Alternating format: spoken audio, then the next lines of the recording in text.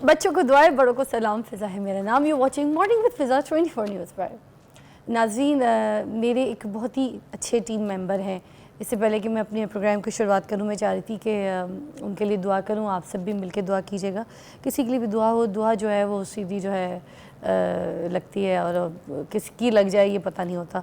तो जो इमरान ख़ान साहब हैं हमारी टीम के, उनके कान के नीचे एक अजीब व गरीब किस्म का दाना निकला है, और ऐसा दाना, ऐसी कैफियत जो हम बयान नहीं कर सकते हैं। तकलीफ़ में तो वो हैं, मगर डॉक्टर्स ने कहा इट्स वेरी डेंजरस, जिसकी वजह से अभी वो पूरे हफ्ते की लीव पर हैं। अल्लाह ताला उनको सेहत दे। और आ भी नहीं रहे, और अब पता नहीं कब आते हैं, और बता भी नहीं रहे सिचुएशन के दाने की कैसी है। और जो दाना तो बहुत छोटा सा था, मगर अब दाना वो बहुत बड़ा बन गया है। मगर शायद छोटे दाने का ऑपरेशन बड़ा हो जाता है। तो अब मैं चाह रही थी कि आप पूरा पाकिस्तान मिलके उस जो दाने के लिए अगर दुआ गो हों कि अगर उनका वो दाना ठीक हो जाए तो हमारी टीम का हिस्सा दोबारा बन सकेंगे। बाकी अल्लाह ताला उनकी फ़ैमिली को सब्र दे, क्योंकि दाना जो है बहुत तकलीफ़ वाला है। और दाने पे दाना, दाने पे दाना, दाने पे दाना। चले जी, हम अपने शो का आगाज़ करते हैं, और ज़बरदस्त शो है आज भी हमारा। हमारे पास हैं हसन रज़ा साहब, जो कि कॉर्पोरेट ट्रेनर हैं। आज हम इनसे बात करेंगे, ये जो चापलूसियाँ होती है ना, एक किसी भी इदारे में जहाँ पर जॉब्स कर रहे होते लोग, किसी कंपनी में जहाँ पर काम कर रहे होते लोग, उधर ना ये चापलूसी पना देखा जाता है हमेशा। स्कूल का इदारा ले लें, जर्नल्स में भी होता है, बहुत सारी जगह। वो जूते पॉलिश तो आपने सुना होगा, मगर ये जूते पॉलिश वो नहीं है जिसको आप जाके दें किसी मोची की दुकान में तो आपका जूता चमका के दे दें। यहाँ इनका मुंह भी नहीं चमक रहा होता, मगर यहाँ पे खुशामदीदी जो है ना चल रही होती है। किसी की शिकायत, किसी की खबरी, मुखबरी, ये सारी काम जो है ना ये करने की कोशिश करते। ये कौन होते हैं? क्या इससे कोई बंदा अपनी तरक्की भी हासिल कर सकता है? किसी इदारे में रह के अगर चापलूसी करे, किसी की शिकायत करे, चुगली करे, तो क्या उसको बॉस अपनी नज़र में बहुत अच्छा समझता है और उसको एक दिन जो है बहुत अच्छी पोस्ट दे देता है? ये सारी बातों को जानेंगे हम हसन रज़ा साहब से। अस्सलाम वालेकुम। वालेकुम अस्सलाम। कैसी तबीयत? अल्हम्दुलिल्लाह परफेक्टली फाइन। अच्छा जी, इससे पहले कि हम प्रोग्राम का आगाज़ करें, दाने पे दाना, दाने पे दाना, बिल्कुल बिल्कुल, दुआ अल्लाह ताला खैर उनके लिए बेहतर है। अच्छा जी, तो ये मुझे बताइएगा, ये जो चापलूसी पना होता है, हर इदारे में कोई ना कोई एक बंदा होता है, तो ये जो खुशामदीदी है ये होती क्या है? पॉलिश ये होता क्या है? देखिए फ़िज़ा, सबसे पहले तो I would like to give you credit कि जो आप टॉपिक्स हैं ना बड़े ज़बरदस्त रखती हैं और बड़े ज़बरदस्त होते हैं, ये सबक आमोज़ होते हैं। देखें, जो खुशामदी हैं और जो चापलूसी है ना, इनके लिए मैंने एक टर्म बनाई है, और उस टर्म का नाम है, वो हर जगह पाए जाते हैं, उसको हम कहते हैं मिस्टर चुकू। यानी वो जहाँ पर भी जाते हैं ना, वो ये कहते हैं कि फ़िज़ा आज आप कमाल लग रही हैं, वाओ आज आपने ज़बरदस्त कपड़े पहने हैं, आज आप बेहतरीन लग रही हैं। और फ़िज़ा कहेंगे आज तो मैं वो भी नहीं धो के आई, आज तो मैं नहा के भी नहीं आई, मतलब इस तरह से। और ये मेरी तारीफ़ कर रहा है। अच्छा, आपको फील हो रहा होगा कि यार ये खुशामद कर रहा है। उसका नाम मैंने रखा है मिस्टर चुक्कू। वो जहाँ जाएंगे बॉस के सामने चुकेंगे, बॉस को उठाएंगे। बॉस आपका लेटना कमाल, आपका बैठना कमाल, आपका उठना कमाल, आपका चाय पीना कमाल, आपका पानी पीना कमाल। मतलब ये बॉस के सामने चुकनाइजर का काम करता है। ये चुक रहे होंगे ना, हर जगह जा रहे होंगे, और ये उन लोगों को गिरा भी रहे होंगे जो कि इनको लग रहा है कि उनके लिए वो थ्रेट हैं। उनको वो गिरा रहे होंगे, लेकिन हर जगह जाके चुक रहे होंगे और खतरा भी होता है। हाँ, अच्छा, ये बॉस को चुक रहे होंगे। अच्छा, बॉस भी हमारा ऐसा बॉस होता है, दे लाइक चुकुस। उनको लगता है कि यार ये जो बंदे हैं ना जो मुझे चुक रहे हैं, ये मेरे अपने हैं, ये वो बंदे हैं जो कि मेरी चाहते हैं कि यार मैं आगे बढ़ूं। लेकिन ऐसा नहीं है। जो चुकुस होती है ना, जो मिस्टर चुकुस, वो सिर्फ और सिर्फ अपना फ़ायदा देख रहे होते हैं कि यार हमें कहाँ इंटरेस्ट मिलना है। लेकिन वो इस तरह से आपको चुकते हैं, इस तरह से आपकी तारीफ़ करते हैं, इस तरह से खुशामद करते हैं कि आपको लगता है ये जो चुकू है ना, ये मेरा हमदर्द है, ये मेरा प्यारा है। लेकिन एक्चुअल में वो अपना काम कर रहे होते हैं, लेकिन इस तरह से करते हैं। अच्छा, फिर आपके कहने का मतलब ये जो चुकनाइजर्स होते हैं इदारों में, इनको जो है मिलती है तरक्की, इनको पोजीशंस मिल जाती है एंड ऑफ द डे? यार देखें, डिपेंड करता है कि जो ऊपर वाला जो बॉस है ना, जो बंदा बैठा है, वो किस तरह का है। देखिए, चुकुस जो है ना कॉम्पिटेंट तो होंगे नहीं, उनको काम नहीं आता होगा, लेकिन निकम्मे निकम्मे होंगे, कोई स्किल्स नहीं। हाँ, स्किल एक है, खुशामद, तारीफ, झूठी तारीफ, सबके सामने जाके उस महफिल की रौनक बन जाना और एक बंदे को टारगेट कर लेना कि सर देखें आप तो बड़े ज़बरदस्त लग रहे हैं, सर आप तो बड़े, आज तो आपकी ड्रेसिंग बड़ी कमाल है सर, आज आपने जो कलर पहना है ना परफेक्ट कलर है सर। इसका ऐसा मतलब ऑफिस में किसी इदारे में रह के नंद और भावच का काम किरदार अदा हाँ हाँ हाँ, ये कर रहे होते हैं एक्चुअली। अच्छा हाँ, लेकिन मैं आपको ये बताऊं, अगर मिस्टर चुकुस हैं और वो मिस्टर चुकुस आपके इदारे में, मिस्टर चुकुस और मिस चुकुस दोनों अगर वो हैं और आपके इदारे में वो काम करेंगे तो माजरत के साथ आपका इदारा ग्रो नहीं करेगा। एक दिन आएगा आपका इदारा भी चुका जाएगा। तो वो चीज़ें होंगी, आपको इस तरह से देखना है कि अगर वो वाकई कुछ चीज़ें हैं तो कॉम्पिटेंसी पे जो आपने फोकस करना है। ऊपर जो हमारी लेयर बैठी है ना, अनफॉर्चुनेटली वो ये कहते हैं यार, ये देखते हैं कि यार देखिए तारीफ़ तो हर एक को पसंद होती है, लेकिन there is a difference between तारीफ़ एंड खुशामद।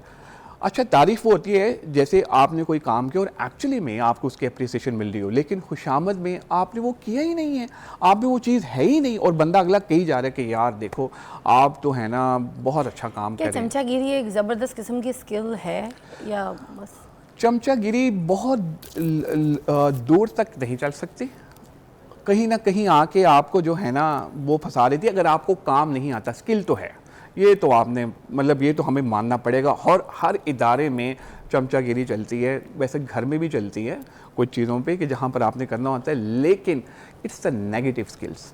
क्योंकि उसकी रीज़न ये है कि जब आप ग्रो करते हैं तो एक हद तक आपने चमचागिरी करनी है, आपने काम भी तो करना है ना। अब देखिए ना यहाँ पर कितने लोग काम करें, आप एंटर होंगी, आप अंदर आएंगी, एक बंदा कहेगा वाओ यार कितना ज़बरदस्त है, लेकिन कुछ लोग हैं जो अपने काम पे सिर्फ फोकस कर रहे हैं और उनको पता है यार हमने अपने काम पे करना है। अब जो बॉस चाहिए ना उसको पता चल जाता है कि यार ये चमचागिरी कर रहा है और ये हमारे साथ ये इस तरह से एक बंदा जो है वो सिर्फ अपने काम पे फोकस कर रहा है। लेकिन आप ये देखें, जब हमें तरक्की मिलती है, जब हमें इंक्रीमेंट मिलता है, चीज़ें होती हैं, क्या होता है, वो चमचागिर उसको सबसे ज़्यादा पैसे मिल जाते हैं, उसको तरक्की मिल जाती है। सिर्फ सबसे ज़्यादा पैसे क्या मतलब है कि वो तनख्वाह तो उतनी होती है ना, क्या सैलरी बढ़ा देते हैं नहीं बॉस? तो उसको उसकी तारीफ बॉस को लगता है ना कि यार ये मेरा हमदर्द है, मेरी तारीफ करता है, हर जगह मुझे प्रोटोकॉल देता है, मैं आने लगता हूँ तो मेरे लिए दरवाज़ा खोल देता है, मुझे कहता है कि सर आप ये हैं, दे रिस्पेक्ट, वो रिस्पेक्ट होनी चाहिए। अपने भी तो दोज़ख के दरवाजे खुलवा रहा है, चुगलियाँ कर रहा है, गिबत कर रहा है, बुराइयाँ कर रहा है, लोगों को जॉब से निकलवा रहा है, साजिशें फैला रहा है। अच्छा, ये सिर्फ तारीफ की हद तक होता है या कुछ और भी होता है सर? देखें, अगर तो वो चमचागिर आपके साथ पर्सनल हो गया ना, जो मिस्टर चुकू है वो आपके साथ पर्सनल हो गया, तो वो चाहेगा कि आप इस ऑर्गेनाइजेशन से चले जाएं और वो ही अकेला नज़र आए और वो ही आगे बढ़ता रहे और चीज़ें करता रहे, वो ही हर जगह नज़र आए और वो ही हो। अच्छा, मैं फिर कहूँगा कि हमारा डायलेमा ये है कि हमारी सोसाइटी के अंदर इन लोगों की जो तादाद है ना वो ज़्यादा है, चमचागिरी की तादाद ज़्यादा है, मिस्टर चुकूस की तादाद ज़्यादा है, क्योंकि सिस्टम जब नहीं बने होते ऑर्गेनाइजेशन में या कहीं भी, तो क्या होता है ये लोग आकर ना दूसरे लोगों का रिस्क भी ख़राब कर देते हैं।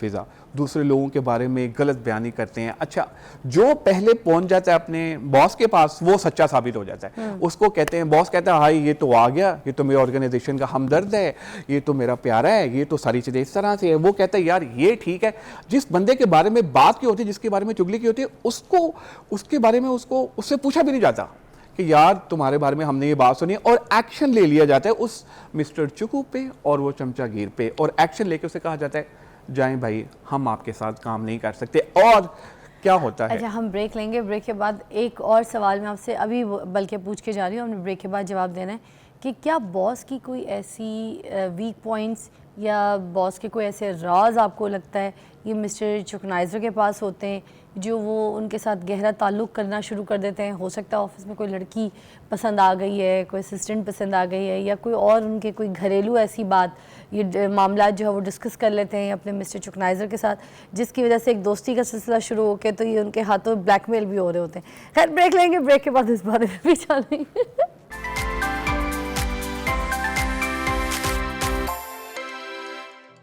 Welcome back, you watching morning with Fiza. नाज़रीन, अभी ब्रेक से पहले मैं ये पूछ रही थी कि कुछ ऐसी हरकतें भी होती हैं क्या बॉस के, कोई वीक पॉइंट्स, कोई ऐसे राज जो है क्या उस मिस्टर चुकनाइजर के हाथ लग जाते हैं जो वो उनको ब्लैकमेल कर रहा होता है या उनकी सारी बातें सुन रहा होता है?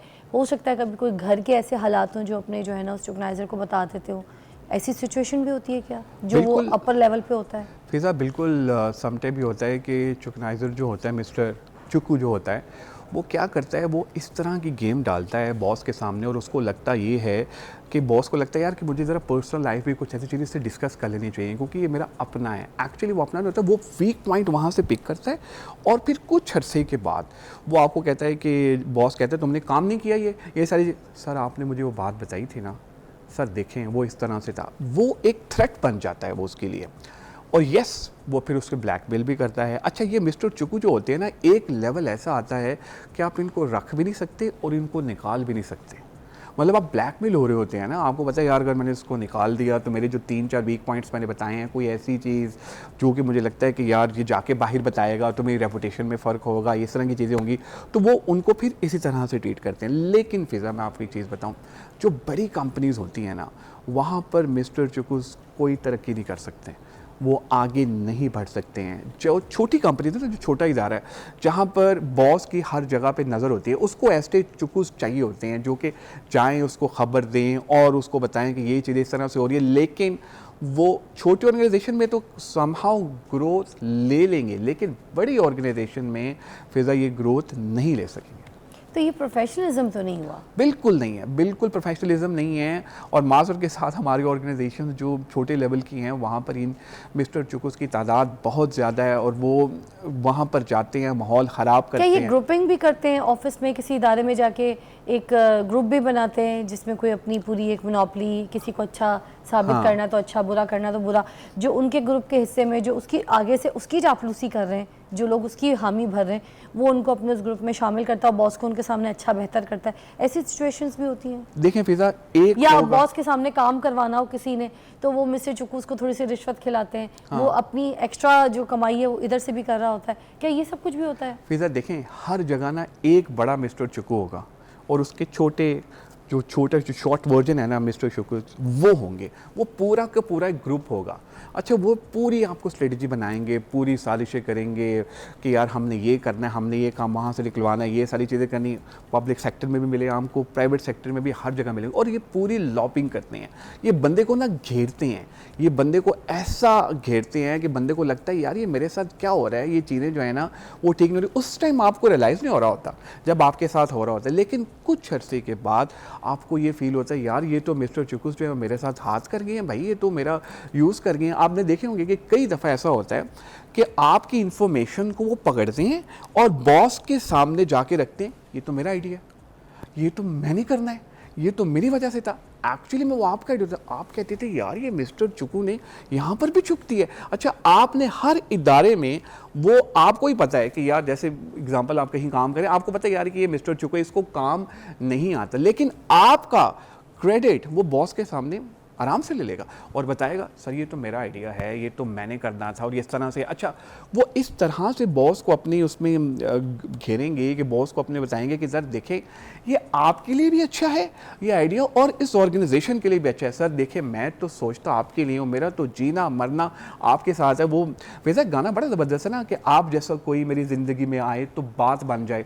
जब इन्होंने कहीं कोई ना कोई चीज़ चुकनी होती है ना, तो ये इनका वर्ड होते हैं, ये इनके सेंटेंस होते हैं और अक्सर ये यही गाने सुनते हैं कि आप जैसा कोई मेरी ज़िंदगी में आए तो बात बन जाए। तो ये जो खुशामदी होते हैं, इनके बारे में मुझे लगता है कि बॉस को पता होता है, शायद ये जानबूझ के रखते हैं और लोगों के लिए कहते हैं कि इससे तस्वीर लेकर आओ, इसकी जो है वीडियो बना कर लेकर आओ, इन्फॉर्मेशन के लिए। बॉस उनको तरक्की भी मोस्टली नहीं देते, इनको रखा साइड पर ही होता है, ऐसे ही कुछ होता है। और तरक्की भी उन्हीं की कर रहे होते हैं जो आगे से सही काम कर रहे हैं, वो उनको जज भी कर रहे होते हैं।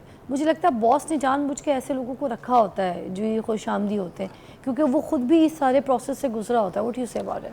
देखिए फिज़ा, होता ही है कि हम में ना कोई एक ईगो तो है, कहीं ना कहीं मेजॉरिटी को कोई तारीफ़ तो अपनी पसंद है।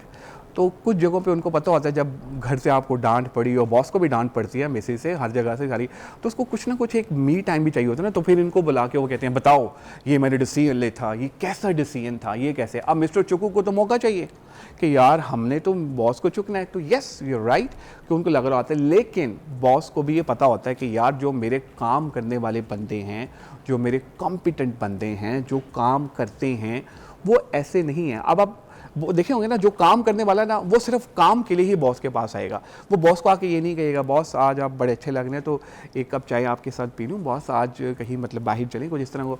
काम करने वाला बंदा काम कर रहा होगा। और बिल्कुल आपने सही कहा कि तरक्की भी एंड पे उन्हीं लोगों को मिलती है जो कि काम करके रिजल्ट्स देते हैं और जो बताते हैं कि यार देखो हमने अपना काम ये किया। बॉस को पता होता है कि इनके बगैर मेरा इदारा नहीं चलना, मुझे मेरे इदारे ने मिलियंस नहीं कमाने। मिक्स एंड मैच होगा, खुशामदी भी होंगे, मिस्टर चुकुस भी होंगे और जो परफॉर्मर हैं वो भी होंगे। क्या औरतें भी होती हैं इस तरह से इदारे में जो खुशामदी होती हैं? फिजा और मैं ज़्यादातर मर्द होता है या औरत, इसके बारे ये में कॉर्पोरेट ट्रेनर हूँ मैं, कंट्रोवर्सी में आ जाएगा ज़्यादातर मैं चीज़ें बताऊँ कि जो मैंने देखा है मेल और फीमेल दोनों ही हैं।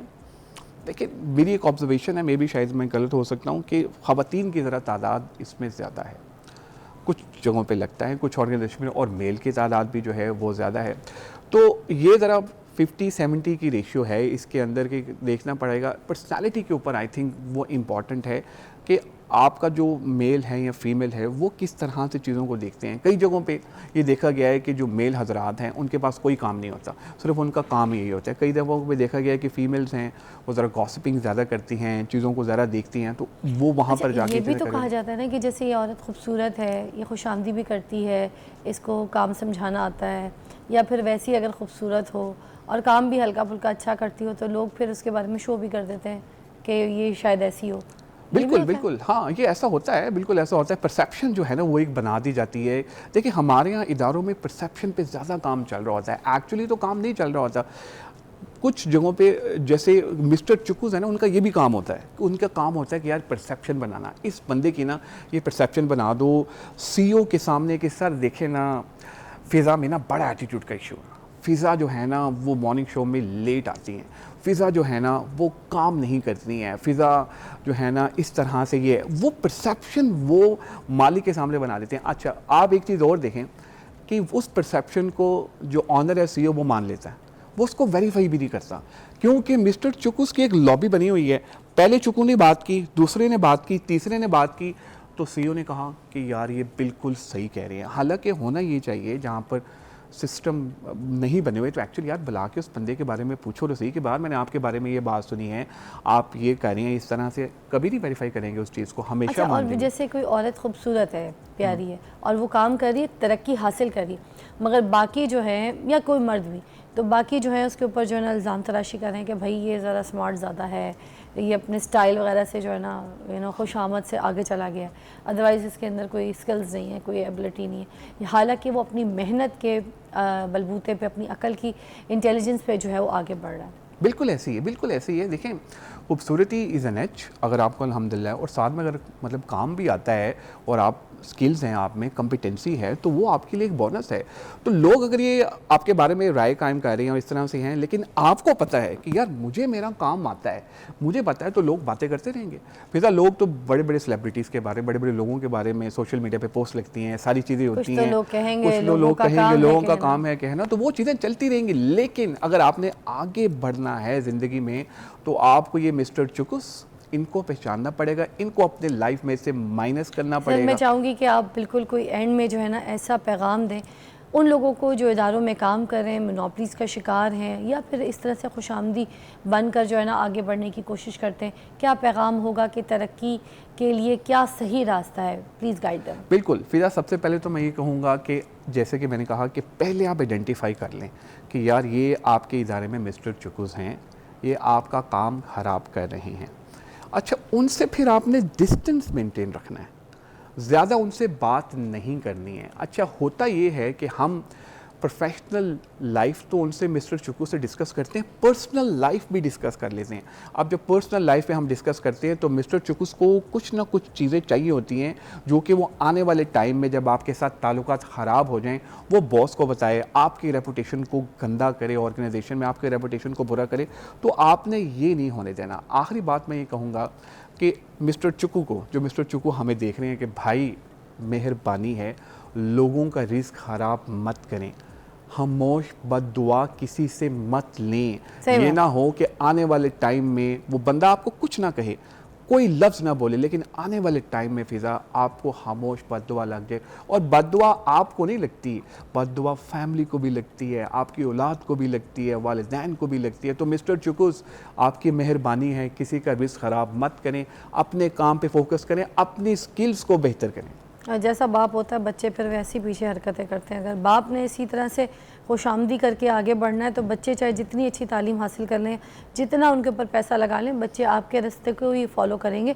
बेहतर ये कि मेहनत करें, हार्ड वर्क के साथ अपने आप को मनवाएं, काम करें, स्किल्स अपने जो है वो बेहतर से बेहतर करें, ना कि आप दूसरों की चापलूसी, दूसरों को गंदा दिखा रहे हैं बॉस के आगे और उनकी चुगलियाँ कर रहे हैं। बाकी ऑफिस वालों की नज़र में भी आपकी कोई इज्जत नहीं है। इंसान वो बड़ा होता है जिसको देखकर, जिसको सुनकर, जिससे मिलकर दूसरे सामने वाले को खुशी हो और सामने वाला उसको देखकर ये सोचे कि यार हमने भी ऐसा बनना है। क्योंकि चापलूसी और जो खुशामदी लोग होते हैं इनको देखकर कोई ये नहीं सोचता कि हमने भी चापलूसी करनी है, हमने भी खुशामदी करनी। वो बेचारा जो सही बंदा होगा ना, वो मेहनत ही करेगा, वो कहेगा एक दिन मेरा मेहनत जो है वो रंग लेकर आएगी। तो आप बेहतर है कि अपने भी रास्ते बदलें। अगर किसी इदारे में ऐसी ख़राबी कर रहे हैं आप तो शर्म करें और ये काम छोड़कर अपने स्किल्स और अपनी मेहनत के ऊपर, अपनी लगन के ऊपर जो है ना अपनी कामयाबी को हासिल करें। Take a break.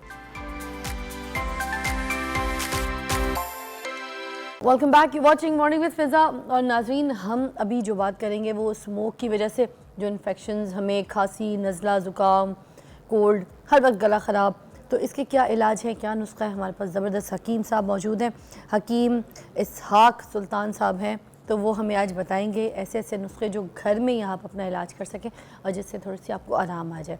क्योंकि आपको पता है स्मोक का इतना बुरा हाल है कि कल भी हम लोग नंबर 2 पे थे और कल की सिचुएशन जो थी वो दिल्ली की नंबर 1 पे थी, मगर परसों हम नंबर 1 पे थे। तो ये चीज़ें सही नहीं है। ये जिस तरीके का धुआं हम इनहेल करें, ये हमारे लंग्स के लिए, हमारी सांस के लिए, हमारे पूरे जिस्म के लिए सही नहीं है। तो हम इसके लिए क्या नुस्खे हैं, हकीम साहब क्या बताते हैं, उसको आप नोट कर लीजिएगा, पेपर पेन ले लें या फिर आप गौर से अभी हमारे टीवी के सामने बैठिए और इस चीज़ को सुनिएगा। अस्सलाम वालेकुम जी, कैसे हैं आप? ठीक ठाक हैं? ये जी स्मोक सबसे पहले मुझे बताइएगा कितनी डेंजरस होती है ये लंग्स के लिए, इंसानी जिस्म के लिए। हम जो सांस ले रहे होते हैं, इनहेल कर रहे होते हैं, हमारे लिए कितनी नुकसान है? ये बहुत ज़्यादा डेंजरस है जी। इस टाइम से बहुत मेरे पास ऐसे केसेस भी आते हैं जो बहुत इरिटेट हो रही थी, उनकी आइज़ के अंदर बहुत इरिटेशंस हो रही होती है, उनमें उनके जो गला है उसमें बहुत ज़्यादा इन्फेक्शन होती है और साथ उन्हें बहुत ज़्यादा खांसी भी आ रही होती है। बेसिकली आज की जो बात है हम इसमें थोड़ा सा मैं डिफ़ाइन ये करना चाहूँगा। लेट्स नो कि खांसी होती क्या है, हम किसको कहते हैं खांसी। क्या खांसी नुकसानदेह होगी हमारे लिए? नहीं, ऐसा नहीं है। खांसी बेसिकली आपके लंग्स का एक रिएक्शन है कि कोई चीज़ ने जाके उसको इरिटेट कर दिया है और उसके बाद उसको वो ख़त्म करना चाहते हैं, उसको निकालना चाहते हैं, उसकी कोशिश है कि उसको निकाल दे। तो खांसी को बेसिकली हम डिवाइड करें ना तो उसे 4 टाइप्स में डिवाइड करते हैं। अच्छा। क्योंकि बेसिकली हमारा लंग्स है ना वो बेसिकली 4 किस्म के टिश्यू से मिलकर बना हुआ है, जिसमें नर्व्स भी होते हैं, जिसमें मसल्स भी होते हैं, जिसमें कनेक्टिव टिश्यूज़ आ जाते हैं और प्लस एपिथेलियल टिश्यूज़ आ जाते हैं। तो अगर हम सबसे पहले ऐसे करते हैं कि जब मौसम सर्द और तर आ जाता है, जब मौसम में तरी बहुत ज़्यादा हो जाती है, तो फिर हमारे लंग्स के अंदर क्या होता है कि उसके जो म्यूकोजल मेम्ब्रेन है वो बहुत ज़्यादा मिकदार में वाटर देना शुरू कर देती है और इससे आमतौर पर बहुत ज़्यादा ऐसी खांसी होती है जो ज़्यादातर बच्चों को हो जाती है, लेकिन बड़ों को मैंने देखा है मेरी प्रैक्टिस में बहुत से ऐसे पेशेंट आते हैं और बच्चों में ख़ास तौर पर इतनी खांसी होती है, खांसते उनको कैं हो जाती है। स्पेशली जब वो खाते हैं उसके बाद उनको तो लाजमी होगी और कैं हो जाएगी। इस तरह जब हमारे पास जो बड़े लोग आते हैं, जब वो भी ये सिम्टम लेके आते हैं तो फिर उनके लिए हम हर्बल जो ट्रीटमेंट देते हैं और यकीन जानो कि जिससे लोग व्हूपिंग कफ भी कह रहे होते हैं, जस्ट सिंगल डोज के साथ वो ठीक होती है, जिसको कहते हैं वायरल डिजीज़ है जी। बच्चे जब खांसते तो माँ बाप के चेहरा और परेशान हो जाए, बच्चे कितना खांसी का कलर ब्लैक होता जा रहा है। तो उसके लिए हम जो नुस्खे इस्तेमाल करते हैं बड़ा सिंपल से, इजाज़त दें तो मैं आपको दिखा भी दूँ। आइए जी, बिल्कुल। तो इसमें जी इसमें बहुत ही इफेक्टिव है, सिंगल डोज के साथ ये व्हूपिंग कफ क्लियर होती है। खाते उसके अलावा अगर कोई सिम्टम आता है तो ये है कि जिस वक्त खांसी और खांसी का पेशेंट क्या कर दे, तो आपके पास आपके घर के अंदर एक चीज मौजूद है ये जिसे हम सुर्ख मिर्च कहते हैं। आप ये सुर्ख मिर्च कहते हैं, आप इसे लीजिए, इसे तवे पे रखिए और उसके ऊपर स्टील का बर्तन रख के नीचे चूल्हा जला दीजिए। तो ये जल जाएगी और इसको बिल्कुल ऐसे करना जैसे कोयला बने। ये जो लोग नजर उतारने के लिए भी इस्तेमाल कर रहे हैं, ये वो वाली लाल हुई है। बट है क्या कि असल में वो खांसी क्यों हो जाती है और क्या क्यों होती है कि हमारे फेफड़ों के अंदर वो जो रतूबत इतनी पतली थी, हमारे लंग्स कोशिश कर रहे थे उसे एक्सपेल करने की, बट वो नहीं कर पा रहे। तो क्या करेगी ये, क्या करेगी, उसको गाढ़ा करेगी और पेशेंट को पहली डोज के साथ आराम से वो बलगम खारिज होना शुरू हो जाएगी। और अगर ज़्यादा दिनों से है तो 1 से 2 दिन इस्तेमाल करें और ये बिल्कुल क्लियर हो जाए। बड़ा सिंगल और तो बड़ी बच्चे तो बलगम निकाल ही नहीं सकते सर, अब उसमें कैसे निकालेंगे? सर यही तो उसमें मैम करना है कि जब इसको करेंगे तो उसको इन्फेक्शन को क्लियर करेगी, म्यूकोसा मेम्ब्रेन को, और उसकी प्रोडक्शन खत्म हो जाएगी और बच्चा आपका बिल्कुल दूसरी डोज के बाद उसे पता ही नहीं होगा खांसी क्या होती है। सर और भी कोई दोबारा से अगर डिटेल में जरा सामने देख के बता दें। जी मैं इसके अलावा एक और नहीं यही वाला इसी के बारे में जी इसके बारे में ये कहूँ, ये ऐसी है बहुत इफेक्टिव है जो बार बार जो परेशान होते हैं। ये वायरल डिजीज है, होपिंग कफ है, काली खांसी है, खांसी बलगम और रेशा और उल्टी आ जाती है और समटाइम इतना होता है कि मुंह से रालें तक टपकती हैं। और जब ये नुस्खा आप घरेलू बना के देते हैं तो इसके बनाने का मेथड में लास्ट में बता रहा हूँ कि आपने इसमें से ये मिर्चें लेनी है, इसे तवे पर रखिए, तो स्टील का एक बर्तन रख दीजिएगा और चूल्हा ऑन कीजिएगा। इसको इतना जलाइए कि ये कोयला बने, राख ना बने, व्हाइट कलर का ऐश ना बने, कोयला बने। तो उसकी आंच क्या रखें, धीमी रखें? लाइट सी उसकी आंच रखिएगा। तो ये कोयला बन जाएगा। देन इसे पाउडर कीजिए और पाउडर करने के बाद इसमें शहद इतना मिलाइए कि बिल्कुल पेस्ट बन जाए। छोटा बच्चा है तो चने के बराबर उसको पानी के साथ दे दीजिए, और अगर बड़ा है तो आप इसे 2 चने दिन में 4 दफा उसकी मिकदार में दे दीजिएगा। हाँ, इतना जरूर रखिए कि ऐसे पेशेंट को दूध, दही, लस्सी, चावल, खट्टी चीजें या सारी चीजें टोटल तौर पे बंद कर दें। खाने के लिए उसे क्या देंगे, गोश्त वगैरह दे सकते हैं, तिक्के दे सकते हैं और इस तरह की चटपटी चीजें देंगे। सर ये जो हमने पाउडर बनाना है, शहद के साथ इस्तेमाल करना, बच्चों को ये खिलाना है? जी बच्चों को खिलाना है। कितना चम्मच? इसे सिर्फ 1 चने के बराबर, सुबह शाम, दिन में 3 दफा 4 दफा भी दे सकते हैं, इसका कोई नुकसान नहीं है। और ये कब तक ठीक हो जाएगा? With in 1 or 2 days, just with 1 or 2 days magically results हैं इसके। बड़ी नई चीज बताइए, मुझे अच्छा लगा। और ये काली खांसी के लिए भी? जी, स्पेशली होपिंग कफ जो वायरल इन्फेक्शन है और इसका कमाल का रिजल्ट है। इसके अलावा इस तकलीफ के लिए मैं आपको अच्छा, अब वो जब शहद के साथ खाएंगे तो मिर्चें भी नहीं लगेगी? नहीं लगेंगी। जब आप इसका बना लेंगे, इसका कोयला बन जाएगा तो इसके ये जलन वाली और मिर्चों वाली तो तासीर टोटल खत्म होगी। बट इसका एक्टिव जो इंग्रेडिएंट है वो इसके अंदर मौजूद रहेगा। चने की दाल के बराबर? चने की दाल के बराबर, बच्चों को और बड़ों को चने के बराबर, यानी इतना, इससे ज्यादा नहीं। ठीक है। दिन में 4 दफा 3 दफा बच्चे की या बड़े की कैफियत के मतलब जिस तरह उसकी कैफियत है। ओके, जबरदस्त सर, ये तो बहुत अच्छा नुस्खा बता दिया। और इसके अलावा मैं बताऊंगा जी एक और चीज हमारे पास होती है, ये है जी दारचीनी। आप ये रखिए। दूसरी हमारे पास यहाँ पर है काकड़ा सिंगी। ये काकड़ा सिंग इसलिए कहते हैं कि इसकी शक्ल बिल्कुल सींग की तरह होती है। ये अल्लाह ताला ने इसको इस तरह पैदा किया है और इसको काकड़ा सिंगी कहते हैं। जी इसके अंदर ये चीजें मौजूद होती हैं इसके अपने। सर आपका कोड गंदा हो रहा है। अच्छा, ये इसके अंदर ये चीजें मौजूद हैं। और तीसरी चीज इसके अंदर है जी, इसे हम कहते हैं प्याज के बीज। ये 3 चीजें, यानी प्याज के बीज, काकड़ा सिंगी और दारचीनी, तीनों चीजों को लेके ग्राइंड कर लीजिए और ग्राइंड करने के बाद फाइन पाउडर कीजिएगा तो इसकी शेप बिल्कुल इस पाउडर जैसी आ जाएगी। अब आपने उस वक्त देना है जिस वक्त पेशेंट को, ऐसे बड़े लोग भी जैसे हैं जिनको खांसी होती है, लेकिन खांसी किस तरह की, दूध की तरह व्हाइट इन कलर, और जरा खांसी मुंह भर के उनको बलगम निकल रहा है, बार बार बलगम निकल रहा है, मगर उसमें कोई इरिटेशन नहीं है, कोई जलन नहीं है, कोई खराश नहीं है। तुख्म मलंगा? नो, तुख्मे प्याज। तुख्मे प्याज, अच्छा। तुख्मे प्याज है। तुख्मे प्याज है। तुख्मे प्याज क्या होता है? प्याज के बीज। अच्छा, ये इसी से तो उगाया जाता है ना।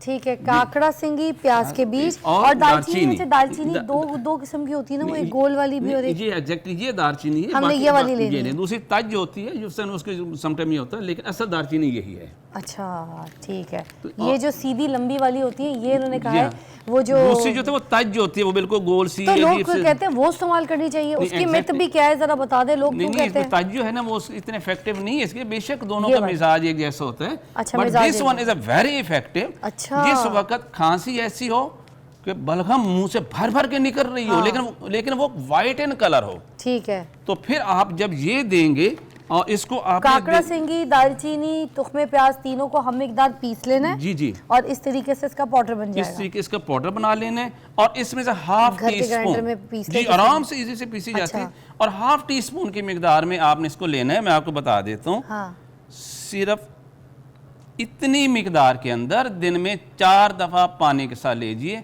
अच्छा, और इंशाल्लाह मैं ले लूँ सर, दे मुझे हल्की सी है गले में। जी, अगर आपकी ऐसे बस बिस्मिल्लाह अगर आपकी खांसी इस टाइप की है कि आपको बलगम पानी की तरह निकल रहा है, आपको बलगम जो है वैसा तो नहीं बिल्कुल है। दूध की तरह निकल रहा है। सर वो जो छाती में जो बच्चों की आवाजें आ रही होती है खड़खड़ जी, खड़खड़ मैं करता है, उसके एग्जैक्ट लिए उस तरफ आता हूँ, मैं वो भी आपको बताऊंगा। और यही तो वजह है कि हम एक ही नुस्खे को समझते हैं कि खांसी की तमाम किस्मों के लिए होगा, ऐसा पॉसिबल नहीं होता। सर ये इसी का पिसा हुआ है ना? ये इसी का फाइन पाउडर है पी जाऊं? इसका। जी ले सकते हैं आप।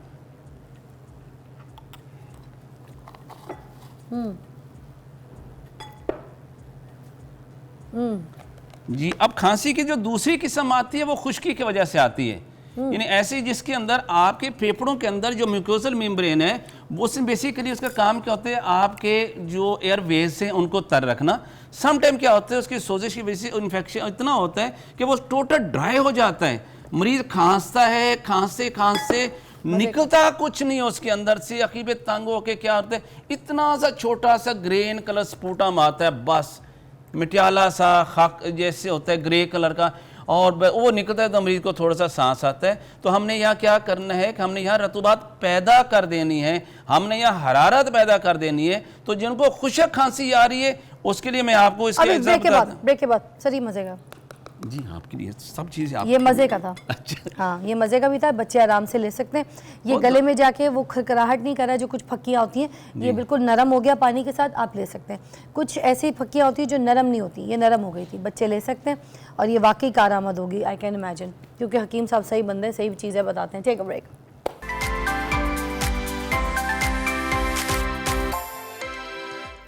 Welcome back. Professor Ishaq Sultan साहब हमारे साथ मौजूद है और हमें बता रहे हैं ऐसे ऐसे नुस्खे जो स्मोक की वजह से हमारे गले में खांसी खुश्की हो जाती है। खुश खांसी का भी कोई बता दें? जी मैं बता उससे भी बड़ी तकलीफें होती है। अभी हम बात कर रहे थे कि जिस वक्त लंग्स की जो अंदर जो लाइनिंग जो कर रहे थे म्यूकोजल मेम्ब्रेन है, जब उसके अंदर स्वेलिंग हो जाती है और वो अपना जो है मॉइस्चर नहीं देते, जिसकी वजह से हमारे लंग्स जो अंदर वो प्रॉपर तो इनहेल और एक्सहेल कर रहे होते हैं, तो इतना ड्राइनेस हो जाती है कि पेशेंट खांसते खांसते बुरा हाल होता है और निकलता कुछ नहीं हो, यानी इसको और निकलेगा हार्ड थोड़ा सा पूरा गिल्टी की शक्ल में, और कैसा ग्रे कलर की इतनी सी बलगम निकली गिल्टी की शक्ल में।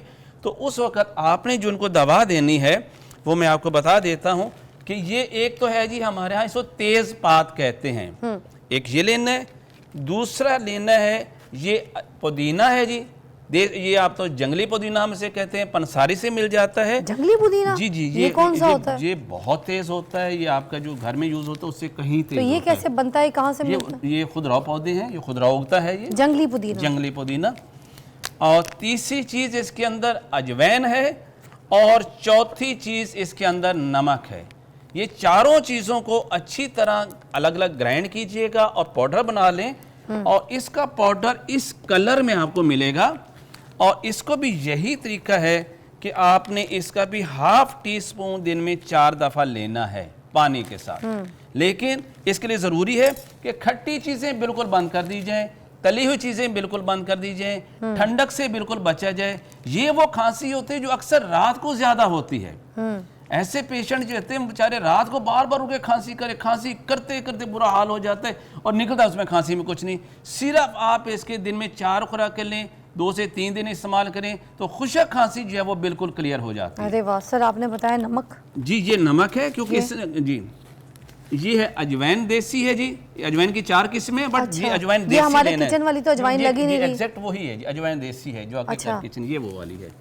अच्छा, ये बड़ी फाइन सी किस्म है उसकी। अच्छा ये वो थोड़ी है। सी बारीक सी है ना? हाँ। actually ये वो अच्छा चीज़ ये हो गया, नमक हो गया, अजवाइन हो गई, जी। ठीक है, उसके बाद तेज पात हो गया, तेजपात और ये जंगली और पुदीना हो जंगली गया। पुदीना। इनको हम मिकदार पीस लेना है, पाउडर करना है, और सर ये बनेगा। और ये इस कलर का सफूफ बनेगा, और हाफ टी स्पून दिन में 4 ये दफा सब लेना है। खुश खांसी के लिए। खुशक खांसी। ठीक है। और एक चीज होती है, सम टाइम ऐसा होता है कि खुशक खांसी है और उसमें इतनी ड्राइनेस आ गई कि खांसते खांसते मरीज के गले से कहीं से कोई ब्लड भी उसमें शामिल होना शुरू जी, हो गया, छिल जाता है ना गला। इसका मतलब ये है कि आप इसकी रतूबत टोटली तौर पे ख़त्म हो गई।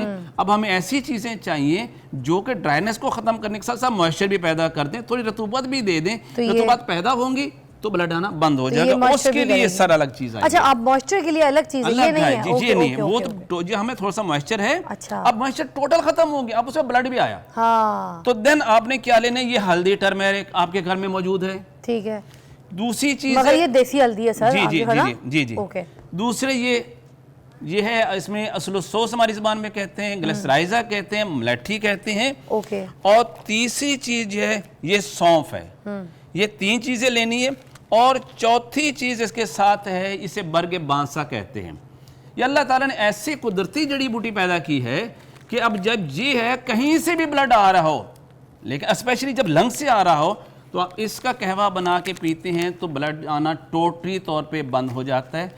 और मरीज की वो खुशक खांसी जिसको खांसे खांसे उसका जो है वो ब्लड भी साथ शामिल हो जाता है। तो ये 4 अज्जा का जो ये भी सबूत बनेगा, पंसारी की शॉप से ये मिलेगी, पंसारी की बरगे दुकान से मिलेगा। बरगे बास। और इसका इस कलर का सफूफ तैयार होगा। अच्छा, ये वाला चीज़। क्योंकि आप हल्दी भी देखिए, डाली है आपने, हाँ, इसमें ठीक इसका है। फाइन पाउडर बनाएंगे और ये चीजें आएंगी। और हाफ टी स्पून दिन में 3 दफा लेंगे, पानी के साथ लेंगे, लेकिन वही परहेज, खट्टी चीजें, तली हुई चीजें, पराठा वगैरह, कबाब सर, वगैरह, नींबू भी नहीं? ये चीजें नींबू नहीं लेंगे। जो भी खटास लेंगे वो इसको नुकसान देने वाली है। ओ सर, क्या अभी इस विंटर सीजन में हम वैसी लीमू शिमू खत्म कर अगर दें? तो अभी ड्राइनेस कम- साहब में ऑलरेडी खुशक खांसी आ रही है, दिन आप बिल्कुल नहीं। हाँ, अलबत्ता अच्छा। आपको तर खांसी आ रही है, दिन आपको लीमू बहुत इफेक्टिव है आपके लिए। अच्छा, ठीक है। और सर मुझे ये बता दीजिए कि जो स्मोक है, इसकी वजह से जो हमारे लंग्स बड़े कमज़ोर हो जाते हैं, खांसी शांसी जी। होती है, इन्फेक्शन जी, होता जी। है, कोई ऐसी चीज़ जो हम रेगुलर ले लें, हम इस खांसी से पहले ही प्रिकॉशन बहुत ही कमाल की चीज है, बहुत ही कमाल की चीज है सर। मैं आपके मैडम तक,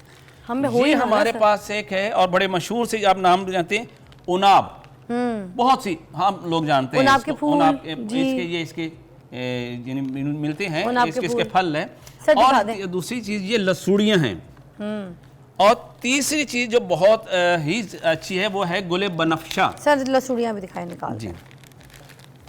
ठीक है, ये देखें, ये है उनाब के फूल, इस तरह से। Can you see this? Camera बेटा इसके उनाब के फूल पे आओ। उनाब नहीं, उनाब के फूल नहीं, उनाब का फल है ये। उनाब का फल है, अच्छा, जो सबर का फल होता है। जी जी, जो सबर का फल होता है। ठीक है, ये उनाब के फल है। Can you see this? हाथ में दिखा देती हूँ मैं, जितनी देर फोकस डी फोकस चल रहा है। मेरा काका कुछ सुबह नाश्ता करके आया करो। ये लो, आ गया नजर? चलो, और ये है ये लसूड़ियाँ जी। फोकस ही नहीं है बच्चा, पता नहीं किधर है आज। बेटा 2 पराठे, 1 दाल की प्लेट, ठीक है। ये क्या था सर? ये लसूड़ियाँ। लसूड़ियाँ, ये ठीक है। और तीसरी चीज़ है गुले बनफ्शा। गुले बनफ्शा, ये गुले बनफ्शा है, चूँकि तो मार्केट जड़ी में- बूटी होती जी, है ना सर? बनफ्शा है जो आमतौर पर हमारे पहाड़ी इलाकों में मिलती है। हाँ। और खास तौर पर गले की इरिटेशन के लिए, अच्छा, जब इरिटेट कर रहा होता है गला ना जी, हाँ, हाँ। इट्स अ वेरी इफेक्टिव, बड़ी सूद इफेक्ट मगर है अभी इसके। सर आप हमें वो नुस्खा बता रहे हैं जो हमें खांसी इन्फेक्शन स्मोक में फौरी लगने से तौर- पहले ही लगे ना। लगने से पहले मैं आपको बता देता हाँ, हूँ। कुछ हो ही ना हमें, हम पहले ही शुरू ऐसे कर मैं आपको बता देता हूँ। ये घर में हर कोई इस्तेमाल कर सकता बिल्कुल है। हर कोई इस्तेमाल, स्पेशली इस मौसम में जबकि स्मोक का मौसम चल रहा है। इसकी मुझे नुस्खा बता दें। जी, मैं नुस्खा आपको बड़ा बताता हूँ जी। वेयर इज अदर, ये हमने बताया। ठीक है, और ये 3 चीज़ें मैंने बताई, लसूड़ियाँ ठीक है, और ये उनाब ठीक है, और ये तीसरा गुले बनफ्शा। ठीक है, अब जो लोग तो शुगर पेशेंट हैं, मैं उनको शरबत तैयार करने के बारे में कभी नहीं कहूँगा। ठीक है। वो सिर्फ ये करें कि 3 दाने उनाब के ले लें, 5 दाने जो है वो इसके लसूड़ियों के ले लें और 3 ग्राम गुले बनफ्शा ले लें। इसको 2 कप पानी में बॉयल करें और जब 1 कप रह जाए इसको छान के इसमें आप वो थोड़ा सा नमक डाल लें। अगर तो वो डायबिटिक पेशेंट है, नॉन डायबिटिक है तो फिर उसमें 1 चम्मच शहद डाल लें। इसी तरह दोपहर को और रात को बना के लें। अगर वो पेशेंट नहीं है अभी खांसी के, फॉर प्रिवेंशन वो लेना चाहते हैं तो 1 कप डेली रात को सोते हुए पी लें, कोई नुकसान दे नहीं। कोई नुकसान नहीं है। ओके, और अगर वो इसको लार्ज मिकदार अच्छे से बना के हम रख लें तो फिर क्या करें, आधी छटाक ये लें, आधी छटाक ये लसूड़ियाँ ले लें और आधी छटाक ही ये उनाब ले लें। इसको 1 लीटर पानी में पकाएं, जब आधा लीटर रह जाए इसको मल के छान लें। इसमें 3 पाव चीनी डालें और हल्का शहद बना चीनी डाल के शरबत बना लें। आपके पास 1 बोतल तैयार है।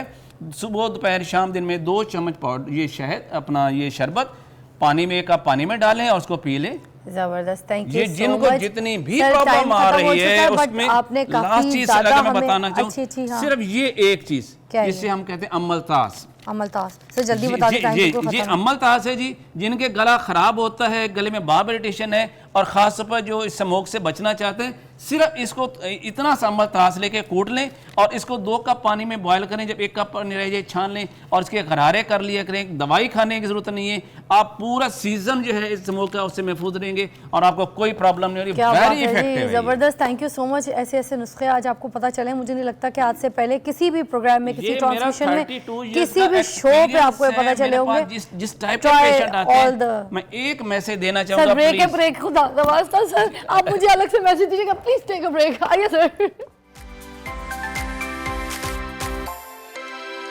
अच्छा जी, वेलकम बैक। अभी इसहाक साहब से जो है बात हो रही थी, तो एक और नुस्खा था जो मुझे लगा बहुत इंपॉर्टेंट है।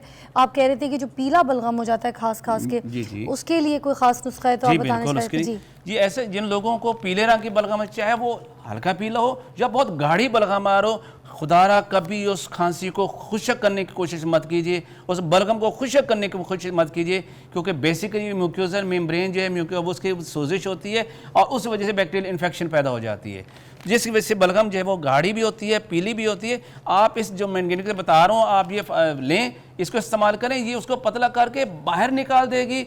ज़्यादा 1 से 2 दिन के अंदर जो आपका सर दर्द होता है, साइनोसाइटिस प्रॉब्लम आ रही है और बलगम पीले रंग की स्मेल वाली आ रही है और बिल्कुल उसका टेस्ट भी ऐसे है जैसे कि साल्टी और नमकीन हो, तो वो भी इससे 100% क्लियर हो जाता है और परमानेंट ठीक हो जाते हैं। ऐसे ही पेशेंट जो बलगम को रोक लेते हैं उनको आगे दमे की शिकायत हो जाती है। तो काइंडली मरीज़ आपका खांसी का है और उसको दमा मत कीजिएगा। उसके लिए क्या लेना है, आपने ये लेना है, मलट्ठी लेनी है, दूसरे नंबर पर आपने हल्दी लेनी है और तीसरे नंबर पर आपने सुहागा लेना है।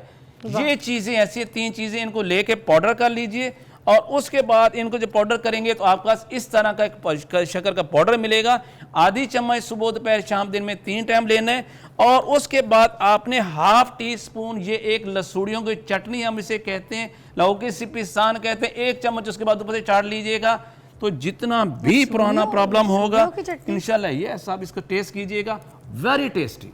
अच्छा, वेरी टेस्टी। आप इमेजिन ये सर आपने खुद बनाई है? यस, ये मेरा होममेड है, मैंने खुद बनाया ये। इससे क्या होता है सर लहसुन? इससे ये खास कर जो बलगम पीले रंग की आ रही होती है ना, उसको ये पतला, ये तो गोंद की तरह है। बिल्कुल, आप इसे टेस्ट कीजिए, होता है इस तरह का ही। अच्छा, इसे हम लसूड़ों की चटनी कहते हैं। खाना कितना है? खाना कितना है? ये पूरी चम्मच भी खा सकते हैं और इसे अगर जो ना बना सकते तो उसके लिए मार्केट से ये लौकी सिपिस्तान के नाम पे मिलता है। ये चूँकि मेरा अपना बना हुआ है, इसमें अज़ा हैं बहुत अच्छे हैं और यह इस्तेमाल कीजिएगा। सिर्फ लसूड़ों की चटनी बनी बनाई मार्केट सिर्फ लसूड़ों की चटनी, सिर्फ सादी अगर इस्तेमाल करें तो क्या होता है? तो भी उससे ये होता है जो पीले रंग की बलगम है, जो गाढ़ी बलगम है, गले में खराश हो रही है गले, और जैसे आजकल खास पर ये जो सीजन चल रहा है स्मोक का सीजन, उसके लिए ये जो नुस्खा ये बहुत ही इफेक्टिव मैंने बताया है। आप ये लें और साथ आप 1 चम्मच ये आप लीजिएगा, मुंह में रख के जैसे चूस लें, तो ऐसे जैसे आप कोई स्वीट ले रहे हैं, एक टॉफ़ी चूस रहे हैं, जैसे जैसे ये गले में गुजरता चला जाएगा, चूसेंगे उतने ही ये रिलीफ देता चला जाए। आप देखिए 1 चम्मच चूसने के बाद आप फील करेंगे आपके गले के अंदर वो खराश, वो पेन, वो सारी की सारी गायब हो गई। मजे की बहुत है। इसको ब्रेड पे लगा के भी खा सकते हैं। Yes, it's for you, just like a jam. नहीं, इट्स फॉर मी। मगर भाई पूछो, ब्रेड पे लगा के भी बच्चों को दे सकते हैं अगर किसी का चम्मच से नहीं खा रहे हैं, ब्रेड पे लगा के दे दे। ब्रेड पे लगा के दे दे, नुकसान तो नहीं हो रहा? इसका कोई साइड इफेक्ट नहीं, या नेचुरल इंग्रेडिएंट्स हैं, लसूड़िए, इसमें क्या नुकसान है? और यार इसके अंदर सिर्फ लसूड़ है? या लसूड़िए और बाकी उसके अंदर चीनी वाले जो हम डालते हैं, इसको खास बनाने के मेथड है, that is a very difficult method, but ये है सर बहुत रिजल्ट बहुत अच्छे हैं इसके। सही बनना है, उनको काम आता है। चीनी भी इसके अंदर ना? जी नहीं, मैं नहीं खा रही, मैं मोटी हो जाऊँ। oh, no. याद आया, मैं तो खाई जाऊंगी। अच्छा, ब्रेक लेते हैं, ब्रेक के बाद वापस आते हैं। ऑनेस्टली आज जो आपको नुस्खे बता गए यहाँ पर, इतने अच्छे प्रोफेसर साहब ने जो हमें यहाँ पे बताएं, घर से अब अपनी चीज़ें दवाइयाँ बनाएं, एंटीबायोटिक से, फजूल के डॉक्टरों से और फजूल की चीज़ों से, जो बच्चों को हम इतने छोटे छोटे बच्चों को ऐसी ऐसी मेडिसिन खिला रहे हैं, सिरप्स पिला रहे हैं, नशा ही बना देते हैं। सिरप पी पी के बच्चा इधर गिर रहा है, उधर गिर रहा है, झूम रहा है, लुढ़क रहा है। भाई क्यों? सिरप्स इतने को अच्छे नहीं होते, ना पिलाया करें। खांसी के सिरप, ये सिरप अभी दुकानें भरा देंगे आप लोग अपने घरों में, कैबिनेट खोलो तो बच्चे का सिरप, आपका सिरप, अम्मी का सिरप, अब्बू का सिरप। भाई ये सिरप नहीं है, ये नशई चीज़ें, एंटी एलर्जी के सिरप्स। अच्छा, ये सारी चीज़ों में कोई ऐसी चीज़ जो एंटी एलर्जी भी हो? ये बेसिकली ये है, ये चीज़ जितनी मैंने आपको बताया नहीं, दिस वन एंटी एलर्जी है। आपने देखना है कि वहाँ पर आपकी कहाँ पे प्रॉब्लम आ रही है। सर एक मैं रिक्वेस्ट करूँगा, काइंडली आप देखें खांसी किस टाइप की है और जिस उस टाइप के मुताबिक मैंने जो फार्मूला दिया वो यूज़ करवाइए। आप ये सारी रील्स जो है ना सेव करके अपने मोबाइलों पे रख लें। ये नहीं है कि खांसी का नाम सुना और एक ही दवा लेनी शुरू कर दी। मौसम ऐसा है, 1 2 3 4 5 6 नुस्खे बता दिए यहाँ पर हमें हकीम साहब ने। ये सारी रील संभाल के रखें अपने लिए, अपने बच्चों के लिए। और मैं आपको सच्ची बता रही हूँ, ये जो आपको घरेलू नुस्खे और हर्बल चीज़ें बताई गई ना, इनके कोई नुकसान नहीं है, आपकी बॉडी में जाके कहीं ना कहीं आपको फ़ायदा ही देंगे, नुकसान नहीं देते। और ये खांसी, नज़ला, ज़ुकाम, इन चीज़ों के साथ ऐसे ठीक होते हैं, समझे? ऐसे। Take a break. Thank you so much.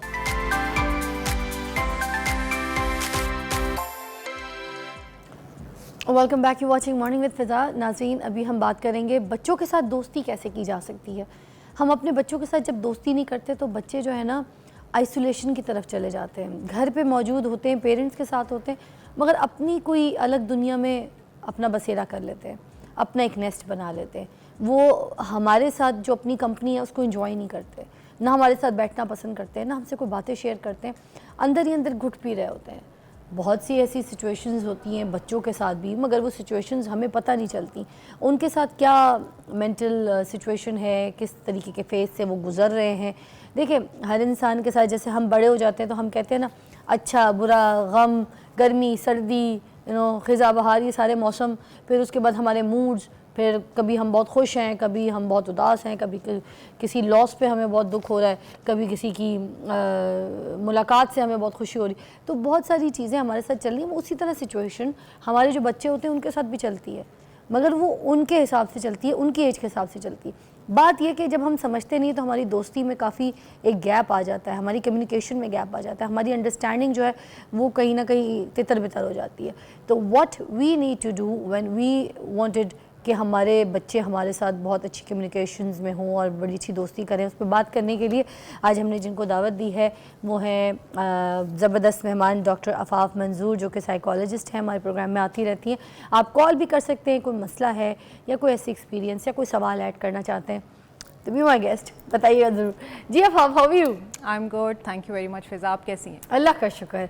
आज हम बात करेंगे बच्चों के साथ दोस्ती, ये किस तरह से की जा सकती है। और सबसे पहले तो मैं आपसे यही पूछूंगी कि जो इन्वायरमेंटल डेवलपमेंट है बच्चों की, वालिदैन के साथ घर का जो माहौल है वो कितना इम्पॉर्टेंट होता है कि हम बच्चों के साथ कितनी इमोशनल सिचुएशन जो है वो अटैच करें। I think Fiza this is very important topic. अभी हमें इस वक्त हमारी सोसाइटी में जितनी भी खराफात नज़र आ रही हैं, जो ख़ासतौर पर हमारी यंग जनरेशन है, अगर आप देखें तो वो बच्चों में से निकल के यहाँ तक पहुँचे हैं ना, वो बच्चों की एक स्टेज थी। तो अगर आप बच्चों के जो अर्ली ईयर्स हैं उनको बेहतर तरीके से उसमें मैनेजमेंट कर लेते हैं, उनकी तरबियत अच्छे अंदाज से कर लेते हैं, तो बहुत सारी सिचुएशंस जो कि पहले माँ बाप को अंदाज़ा नहीं होता या सोसाइटी को अंदाज़ा नहीं होता, वो लेटर ऑन जब वो एडल्टहुड में पहुँचते हैं तो फिर वो सारी चीज़ें आउटकम्स हमारे सामने आ रहे होते हैं। तो इसका मतलब है कि जो अर्ली ईयर्स ऑफ लाइफ है बच्चे के, वो बड़े इंपॉर्टेंट है। अब अर्ली ईयर ऑफ लाइफ में या किसी भी स्टेज पे जो दो चीज़ें हैं वो अहम रोल अदा कर रही होती हैं। एक तो हमारी नेचर होती है और एक नर्चर है। Nature means what we are born with, जो कुछ हम जिन चीज़ों के साथ पैदा हुए, हमारी बायोलॉजी क्या थी, हमने पेरेंट्स से क्या लिया, जेनेटिक्स क्या थे हमारे, वो सब चीज़ें हम चेंज नहीं कर सकते, वो हमारे साथ हैं, वो हमारे अंदर हैं। लेकिन एक बड़ी इंपॉर्टेंट चीज़ जो हमें ये बताती है कि हम जिसके ऊपर काम कर सकते हैं, जिस पर डेवलपमेंट कर सकते हैं, जैसे कि आपने भी इन्वायरमेंट की बात की या नर्चर जिसे हम कहते हैं। सो creating that environment is very important for the child. आप उस इन्वायरमेंट को क्रिएट करके बहुत सारे जेनेटिक के इशूज़ भी जो हैं वो रिजॉल्व कर सकते हैं। वालिदैन को मैं ये कहूँगी कि अगर आप बेहतर तरीके से अपने बच्चों को समझना चाहते हैं या उनकी तरबियत को समझना चाहते हैं, और एक बड़ा इंपॉर्टेंट एलिमेंट जो उनका साइको सोशल डेवलपमेंट का है, हमारा फोकस उनकी फ़िज़िकल डेवलपमेंट पे तो बहुत ज़्यादा होता है, फिर उनकी एजुकेशनल डेवलपमेंट पे भी हम बहुत ज़्यादा फोकस कर रहे होते हैं, लेकिन जो इन सब चीज़ों के पीछे बेस है ना, वो उनकी साइको सोशल डेवलपमेंट है। यानी हम ये समझते हैं कि इंटेलिजेंस या IQ लेवल जो है ना, वही एक मेन चीज़ है। अगर हम बच्चों को बहुत ज़्यादा इंटेलिजेंट बना देंगे, उनके मेमोरीज बहुत ज़्यादा अच्छी कर देंगे, तो लाइफ में सक्सेसफुल हो जाएंगे। लाइफ में सक्सेसफुल होने के लिए आपकी साइको सोशल डेवलपमेंट जो है ना, उसको इम्प्रूव होना, उसका बेहतर होना बहुत ज़रूरी है। साइको सोशल डेवलपमेंट का मतलब है कि जहनी और आपकी समाजी जहानत, अच्छा, मैं इसको उर्दू में बता दूं ताकि हम इसको बेहतर तरीके से समझ सकें। यानी आपकी जज्बाती और समाजी जहानत जो है वो सबसे इम्पॉर्टेंट रोल प्ले करती है आपको सोसाइटी में एक सक्सेसफुल पर्सन बनाने का, या आपको ओवरऑल अपनी लाइफ में एक जो है वो कंटेंटमेंट के साथ जीने का, या खुशी के साथ जीने का, या वो तमाम एहसास जो हम नहीं कर पाते, या जैसे आपने कहा कि वालिदैन के साथ भी उनका ट्रस्ट डेवलप नहीं हो पाता। तो अगर वालिदैन इस चीज़ को बहुत अच्छी तरह समझना चाहते हैं तो एक बहुत आसान सी और एक बड़ी फेमस हमारे साइकोलॉजिस्ट हैं, जर्मन साइकोलॉजिस्ट हैं एरिक्सन जो है, उसने साइको सोशल डेवलपमेंट थ्योरी बताई है। मेरे ख्याल में पढ़े लिखे वालिदैन तो बहुत आसानी से उसको पढ़ सकते हैं, जो नहीं भी पढ़ सकते आप यूट्यूब पे जाएं और उसकी स्टेजेस को समझने की कोशिश कीजिए। वो पहली 3 स्टेजेस जो है ना वो चाइल्डहुड से रिलेटेड है, वो वैसे तो पूरी ज़िंदगी की बताता है। उसके मुताबिक जो बच्चे का पहला साल है ज़िंदगी का वो बड़ा इंपॉर्टेंट है, और उस पहले साल में जो सबसे ज़्यादा चीज़ बच्चे की डेवलपमेंट की है वो है trust. Would you believe this? Trust, यानी हम ये समझते हैं कि इतने छोटे बच्चे को हम ट्रस्ट कैसे सिखा सकते हैं, और ये वो ट्रस्ट है पहले साल में दिया हुआ ट्रस्ट जो जिसने कि लाइफ लॉन्ग उसके साथ चलना है। और वो ट्रस्ट यानी आप जिसे कहते हैं कि बच्चे की बॉन्डिंग नहीं बनती पेरेंट्स के साथ, बच्चा बात नहीं करता, ना सिर्फ पेरेंट्स बल्कि वो मिस ट्रस्ट की जो उसकी सारी सिचुएशन है वो उसको इस चीज़ का एहसास दिलाती है कि मैं इस सोसाइटी में प्रोटेक्टेड नहीं हूँ, I am not safe. And if you are giving that trust and love to your child, तो बच्चा ये महसूस करता है कि I am safe, I am protected in this world. और ये एहसास जो है ये सारी ज़िंदगी इंसान के साथ चलता है। यानी अगर आप अर्ली एज में बच्चे को ये सिखा दें, ये समझा दें कि तुम एक मुकम्मल इंसान हो और तुम एक खूबसूरत इंसान हो, तुम्हारे अंदर वो तमाम खूबियाँ हैं जो कि एक इंसान के अंदर होनी चाहिए, तो ये ट्रस्ट उसको अगली आने वाली तमाम लाइफ में ये जो help बच्चों out करता है। के जज्बात हैं इनको समझना, इनके साथ एक अच्छा ताल्लुक़ कायम करना, ये सब कैसे सिचुएशंस में किया जा सकता है? देखिए जैसे मैंने कहा पहला साल, अब पहला साल हम माँ बाप क्या करते हैं, जब इवन के माएँ जब प्रेगनेंसी की स्टेज में होती हैं तो हमारी कोशिश ये होती है कि हम ये देख लें कि हमने जब बच्चा पैदा हो जाएगा तो उसका कमरा कैसा बनाना है, मिठाइयों का क्या हमें अरेंजमेंट करना है, बेबी शावर्स कैसे करने हैं, ये वो सब चीज़ें वो हम कर रहे होते हैं। लेकिन असल में ये चीज़ नहीं है। असल में आप अपने आप को इमोशनली भी तैयार करें और ये महसूस करें कि this is a huge responsibility. Unfortunately Fiza हमारे यहाँ बच्चे ऐसे ही पैदा कर लिए जाते हैं, यानी एक इस तरह से आप समझ लीजिए ट्रेडिशन है ना कि शादी कर ली और शादी के बाद बच्चा पैदा होना ही होना है। हम रिस्पॉन्सिबिलिटी नहीं समझते। बच्चा पैदा करना या बच्चे संभालना या बच्चे पालना एक कंप्लीट रिस्पॉन्सिबिलिटी है। ये आप एक इंसान थे जो आप बात भी कर रही थी, इसमें एक ट्रस्ट और मिसट्रस्ट भी है। ट्रस्ट ये वर्सेस कौन सी मिसट्रस्ट स्टेज है, ये कैसे है? सॉरी, ये कौन सी स्टेज है? मतलब ये फर्स्ट ईयर ऑफ लाइफ जो है वो कहता है ट्रस्ट वर्सेस मिसट्रस्ट। या आप बच्चे के अंदर ट्रस्ट डेवलप कर लेते हैं या आप बच्चे के अंदर मिसट्रस्ट डेवलप कर लेते हैं। स्टेज 1 में। यस, और ये पहले 2 साल है। अच्छा, दूसरी स्टेज जो वो बताता है ना, वो ये बताता है कि आप या ऑटोनॉमी बच्चे को देते हैं या डिपेंडेंस देते हैं। अब आप देखें कि पहले 3-4 साल के अंदर आप कैसे ऑटोनॉमी दे सकते हैं बच्चे को। हम कहते हैं हम तो बच्चे का हर वक्त ख्याल रखेंगे, लेकिन ये वो टाइम है जिसमें बच्चे को इस चीज़ का एहसास होता है कि what I am something, I am a being, मैं हूँ और मैं कैसे हूँ। ये वो पहले 4 साल के अंदर बच्चा सीख लेता है। अब जो वालिदैन बच्चे को ये ट्रस्ट नहीं दे पाते, जो वालिदैन बच्चे को ये समझा नहीं पाते कि उसकी हकीकत क्या है दुनिया में, वो अपनी एक्सप्लोरेशन की स्टेज में चला जाता है। अच्छा। और वो जब ये एक्सप्लोर करना शुरू करता है कि मेरे इर्द गिर्द का जो माहौल है वो मेरे लिए प्रोटेक्टेड है, वो मेरे लिए सेफ़ है, वो मेरे लिए हेल्दी है और वो मेरा अपना है और मेरी इस दुनिया में एक वर्थ है।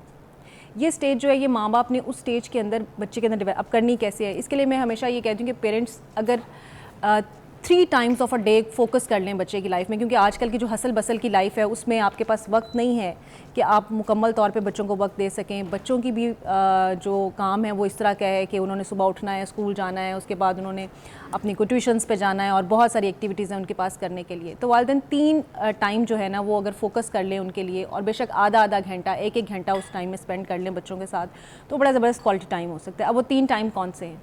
The first time is the early wake up time. जब बच्चा सुबह उठता है वो 1 घंटा बड़ा इंपॉर्टेंट है बच्चे की लाइफ में। जब बच्चा सुबह उठता है माँ बाप उसको कडल करें, उसको प्यार करें, उसको सारे दिन का आगाज़ का बताएं कि मैं तो बिस्तर के ऊपर ही फलाल को 2 घंटे एक चुम्मा पप्पी चाटी करती रहती हूँ। देखें वो 2 घंटे अगर आप सुबह करती हैं तो this is wonderful, this is great. अब हम आजकल क्या हो रहा है, आपको पता है हमारा बिस्तर से निकलने का दिल भी नहीं करता, हग में रजाई के अंदर। तो आप सोचें कितनी अच्छी बॉन्डिंग होगी कि कभी वो मुझे चूमेगी, कभी मेरे बाल सही करेगी, लेटे लेटे ही। बिल्कुल, तो इसका मतलब है कि आपकी इतनी स्ट्रॉन्ग बॉन्डिंग है उसके साथ। वरना तो आजकल बच्चे तो वो कहते हैं कि हम निकले और हम कहीं और पहुँचे और कहीं और जाएं। तो अब वो 1 घंटा अगर आप सुबह का उसको दे रहे हैं, उस 1 घंटे में आप उसको ये बता रहे हैं और साथ में फिर आपने उसको समझाना भी ना कि अब सारा दिन आने वाला है, आज के दिन में तुमने क्या क्या करना है। जी, हम प्लान करते हैं, हम प्लान करते हैं। बड़ा एक्साइटमेंट होता है। अनफॉर्चुनेटली मेजॉरिटी आजकल क्या है फिजा के रात अच्छा, अब आप एक ब्रेक लेंगे, ब्रेक के बाद Yeah. वापस आएंगे, क्योंकि अभी आपने मुझे मेरे उसी फेज में पहुंचा दिया। जितनी भी माएँ सुन रही होंगी, आई एम श्योर अभी इसी फेज को एंजॉय कर रही होंगी जो ये करती हैं, और ये कितना पॉजिटिव है इसके ऊपर बात करेंगे हम अफाफ से एक ब्रेक के बाद।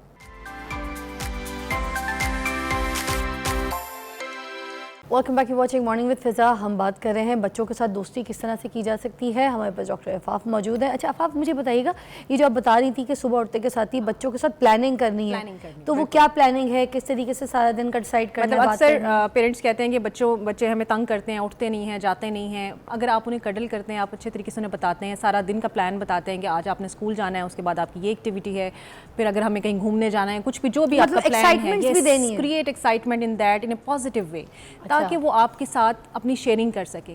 फिर आप उन्हें ये भी बताएं कि अगर आप स्कूल जा रहे हैं तो स्कूल में आपने बच्चों के साथ कैसे बिहेव करना है, आपने टीचर को कैसे अटेंड करना है, स्कूल कैसे अटेंड करना है, ये सारी जो उनकी डे की प्लानिंग है, हम बड़े करते हैं स्कूल में झगड़े हैं, यानी इस चीज़ को समझें कि अगर हमारे डे की प्लानिंग है तो बच्चों की भी डे की प्लानिंग होती है।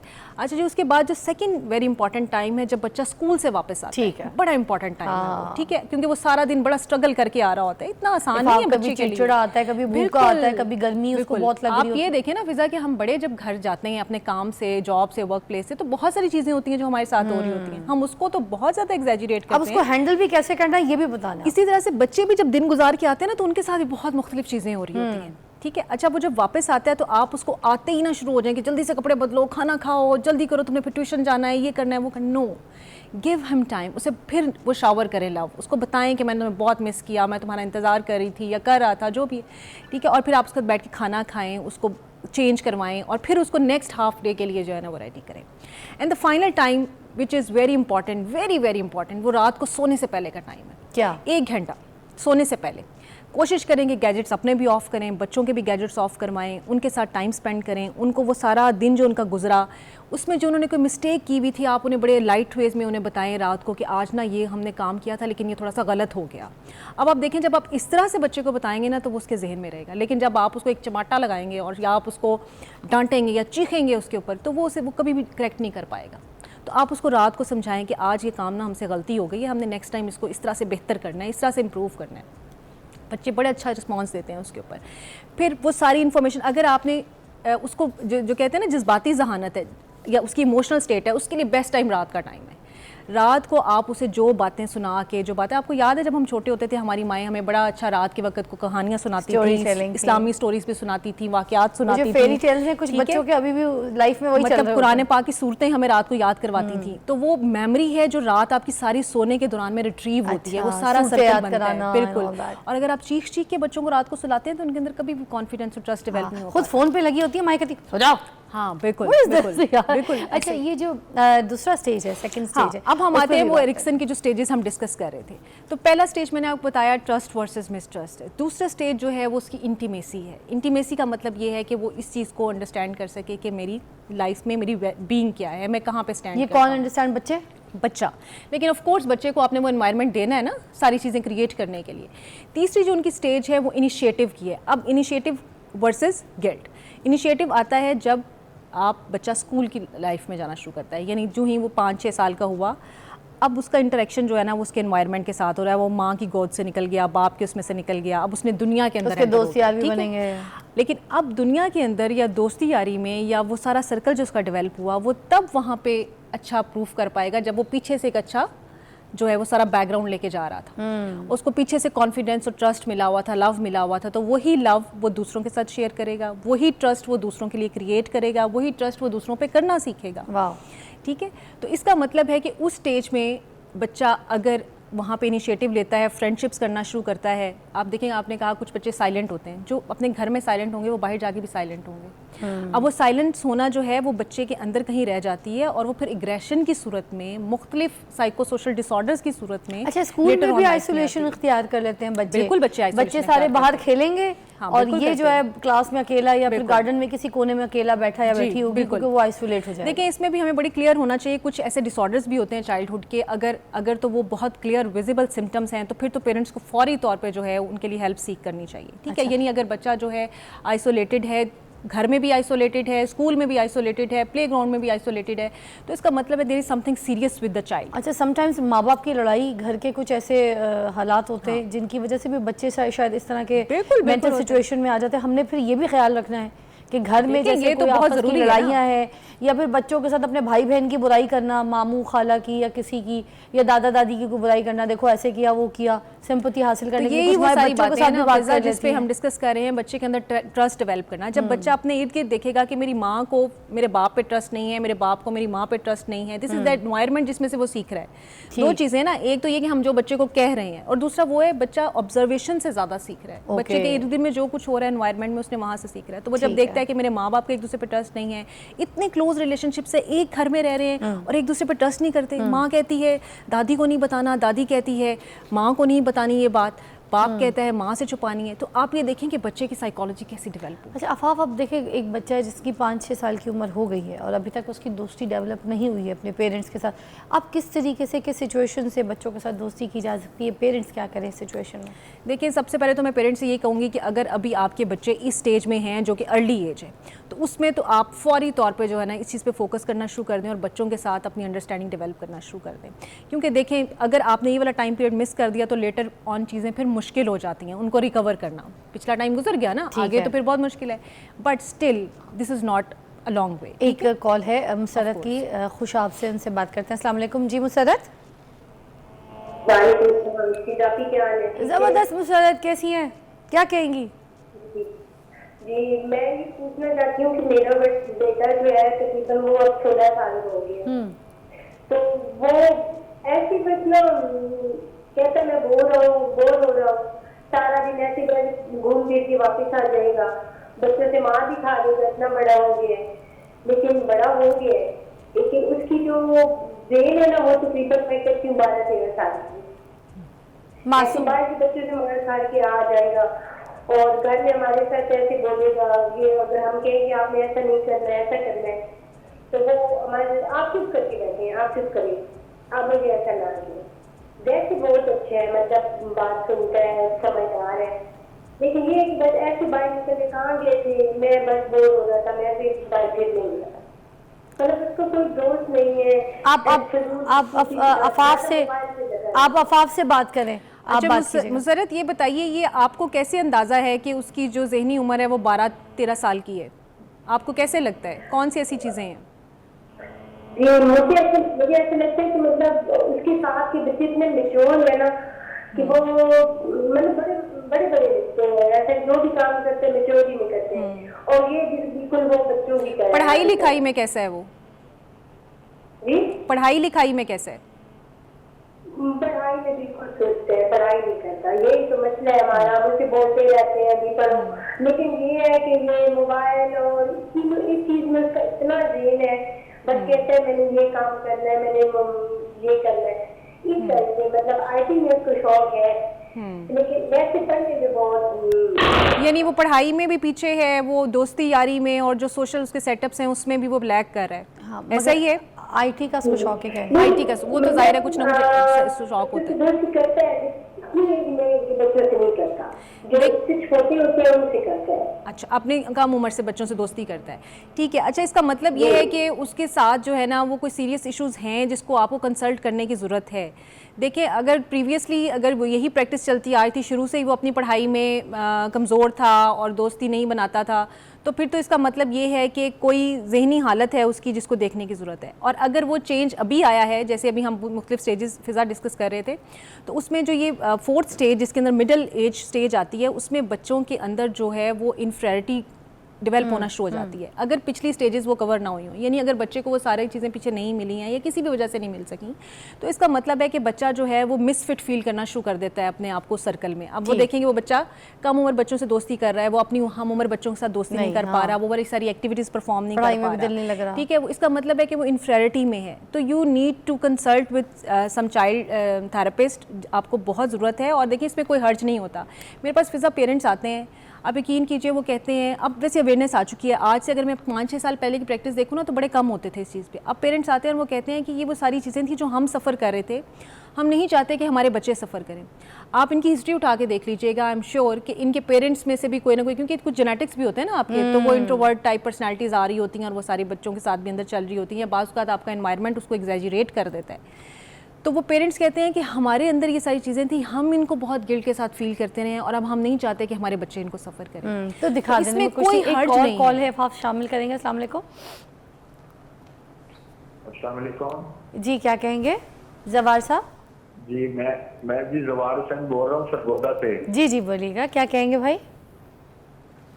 मैं जी बस आपको प्रोग्राम में बड़ा अच्छा टॉपिक लेते हैं, कभी कभी हमारा फिर दिल करता है कि कॉल करें। अभी जी मैडम मुसरत की कॉल है कि सर खुशाब से, जी जी जी बिल्कुल। खुशाब और सरगोदा की कॉलें आज आ रही हैं आपको। जी जी अच्छा हाँ, तो मैडम सीजन मुझे ना आपसे एक रिक्वेस्ट करनी थी, जरा आप जरा प्रोग्राम में ना हमारी ये रिक्वेस्ट जरा ऑन एयर कर दें। जी क्या है?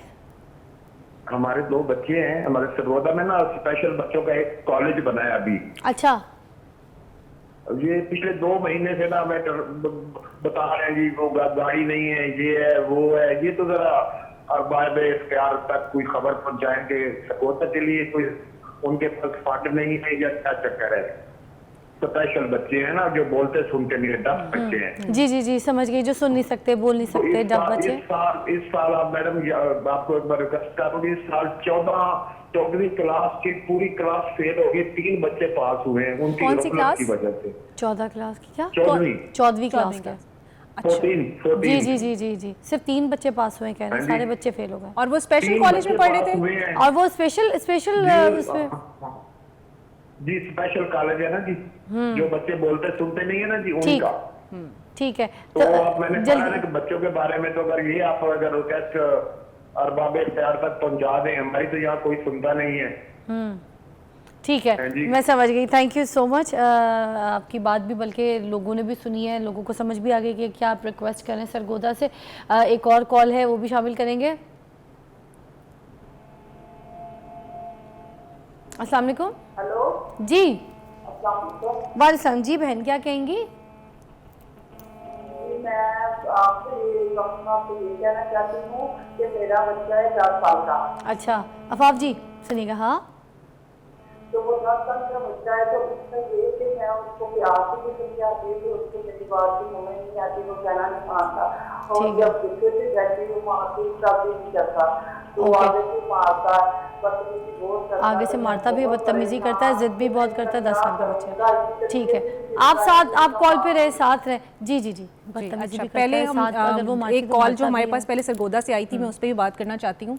देखेंगे जो बच्चे स्पेशल नीड्स के साथ होते हैं, उनकी ऑफ कोर्स उनकी स्पेशल नीड्स हैं, उनके लिए स्पेशल स्कूल्स गवर्नमेंट ने बनाए हुए हैं बहुत सारे, लेकिन मैं वालिदैन को ये मैसेज देना चाहती हूँ कि जो भी आपके स्पेशल बच्चे हैं, जो भी उनकी डिसेबिलिटी है, अगर वो सुन नहीं सकते, देख नहीं सकते, बोल नहीं सकते हैं, चल नहीं सकते हैं, एक तो आप ये काम करें कि आपने उन्हें स्पेशल स्कूल्स में कोशिश करें कि मुमकिन हद तक ना भेजें। अगर उनकी कोई बहुत ज़्यादा स्पेशल नीड नहीं है तो उन्हें आम स्कूल में भेजें। आम स्कूल में जब बच्चा पढ़ेगा तो बेहतर तरीके से आप सीखेगा। कह रही है ना आम स्कूल में नहीं एडमिशन देते। देखिए बहुत इश्यूज अगर ये वालिदैन इस चीज़ को रेज नहीं करेंगे, एडमिशंस नहीं लेते, बहुत बिल्कुल रिश्वत नहीं मांगते, लेते, चीजें लेकिन मांगते, अगर प्राइवेट वालिदैन, स्कूल्स तो बिल्कुल मैं भी नहीं। समझ रही हूँ, लेकिन वालिदैन को ये चाहिए कि इस पे वॉइस रेज करें, क्योंकि उनके बच्चे का राइट है।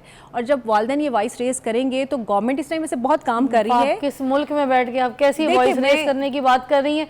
मैं कह रही हूँ कि हम ये खामोश तो बहुत नहीं रह कम सकते हो ना रही है कि फिजा। कचरा ना जलाएं, फसलें ना जलाएं, ये खटारा गाड़ियां ना फिजा, जलाएं, वहाँ नहीं whatsoever, कोई but सुन we रहा। cannot lose hope. मरने पे हालत आ गई। आप बताएं, ये वाली कुछ We नहीं हो। cannot आप lose मुझे hope. इनकी बात बता दे, बच्चा जो बदतमीजी भी करता है साथ में मैं उस पर भी है, बताती 10 हूँ, साल लेकिन का बच्चा है, मैं ये बहुत कहना चाह परेशान रही हूँ कि we can not lose hope in any situation. ठीक है, हमारे मुल्क में जो कुछ भी हो रहा है, लेकिन हम होप लूज नहीं कर सकते। हमें जो राइट डायरेक्शन है वो अपनी ऑडियंस को भी बतानी है और खुद भी उस तरफ चलना है। अच्छा जी, ये जो बच्चा आप बता रही हैं, कुछ 3-4 सिम्टम्स मैं बता देती हूँ। अगर आपको लगता है कि आपके बच्चे के अंदर ये हैं तो आपको कंसल्टेशन की ज़रूरत है।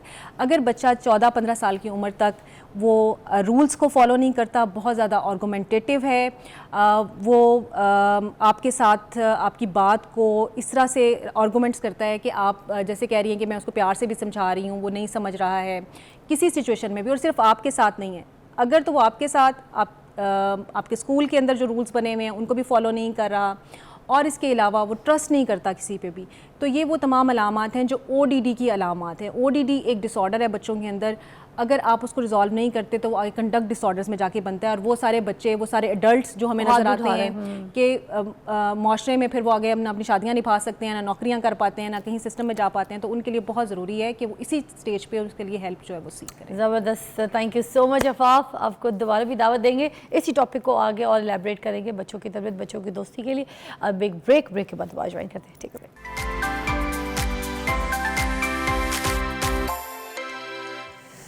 मेरे पास एक मेहमान है, इनकी कहानी है, इनकी स्ट्रगल है और आज मेरे सामने मौजूद हैं। मैं इनके बारे में बताऊं, शहबाज हैदर साहब जो कि फ़र्नीचर डिज़ाइन करते हैं, फ़र्नीचर बनाते हैं, कारीगर हैं फ़र्नीचर के, फ़र्नीचर को पेंट करते हैं, पॉलिश करते हैं और सिंगर भी हैं। एक ऐसा टैलेंट ही जो फ़र्नीचर वाला जिसके बारे में मैंने एलैबोरेट किया, और एक ऐसा टैलेंट कि ज़बरदस्त आवाज़ है, इतनी अच्छी तरीके से गाते हैं। मैंने तो हल्की सी भी इनकी आवाज़ सुननी है तो फिर मेरे तो रोंगटे खड़े हो जाते हैं। तो आज आपको भी सुनाएंगे इनका टैलेंट, इनका हुनर और इनकी आवाज़। अस्सलाम वालेकुम शहबाज भाई, क्या हाल है? वालेकुम अस्सलाम जी। कैसी तबीयत है? आपकी दुआएं, ठीक ठाक हूँ, के सामने हूँ। आपका बहुत थैंक यू, आपने मुझे अपने शो में इनवाइटेड किया, thank you, bundle of thanks. देखिए ये जो प्लेटफॉर्म है ना मेरा, ये तो हमने रखा ही टैलेंटेड लोगों के लिए, ये है ही उन्हीं का शो। मेरा तो शो है ही नहीं, मैं तो आके बस बताती हूँ कि ये हैं, ये वो हैं, बाकी सारा ये शो आप लोगों का है, ठीक है। अच्छा मुझे बताइए, इतना ज़बरदस्त टैलेंट, एक तो आप फर्नीचर का काम करते हैं, उसके साथ साथ आप सिंगर भी हैं, ये दोनों टैलेंट एक साथ लेके चल रहे हैं, कब से काम कर रहे हैं? मुझे हो गए 15 साल हो गए। सिंगिंग में भी और ये फर्नीचर मेकिंग में भी, और सारा कुछ? सिंगिंग में तो मुझे पूरा बचपन ही गुजर गया मेरा। अभी भी छोटे ही है, बचपन ही है जी है। नहीं 30 साल उम्र तो मेरी हो गई। तो कभी आपको ऐसे ब्रेक नहीं मिली, कोई टाइम ऐसा नहीं मिला जिसमें आपको बड़ी स्क्रीन पे आने का मौका मिला, लोगों के सामने आप आए हो, अपना टैलेंट दिखाया हो? मैंने अपने अपने घर की एक तरीक़ेकार होता है, मैंने मेहनत की है और खूब मेहनत की है, अपनी फर्नीचर को टाइम दिया है। जितना टाइम बचा है उसमें मैंने अपनी प्रैक्टिस की है। मेरे वालिद साहब भी गाते थे, उन्होंने मुझे प्रमोट किया है, मुझे सपोर्ट किया है। उनसे सीखा है आपने? उनसे सीखा है मैंने। वाह। तो कुछ मैं टीवी देख देख के, राहत को भाई को सुन सुन के, राहत फ़तेह अली खान साहब, क्या बात है, खान साहब को सुन के, वो जो प्रोफेशनल लेजेंड सिंगर हैं उनको गाता हूँ। तो सुना हो जाए ज़रा पहले जी, क्या सुनना चाहिए? वो माइक पकड़िएगा, यही सुना दे मुझे, जीना मेरा है। मैं तेनू समझा वाह। ना तेरे बाजो लगदा जी, नी तू की जाने प्यार मेरा, मैं करा इंतजार तेरा। वाह। तू दिल तू यो जान मेरी, मैं तेनू समझावा कि ना तेरे बाजो लग राजी। मेरे दिल विच रह के मेरे दिल दा हाल न जाने देना, तेरे बाजो कलियां रह रोंदे नैन न माने, जीना मेरा है मरना मेरा, नाल तेरे सी करे एतबार मेरा, मैं करूं इंतजार तेरा। तू दिल तू यो जान मेरी, जान मेरी। वाह वाह वाह, बहुत आला, बहुत आला। अच्छा जी, आगे भी बढ़ेंगे क्योंकि मैं नहीं चाहती कि आपका जो टैलेंट है वो दुनिया के सामने सही तरीके से ना आए। उस्ताद नुसरत अली खान साहब का कोई आपका फेवरेट ज़रा सुना दें, फिर मैंने नूरजहां जी भी सुननी है। ठीक।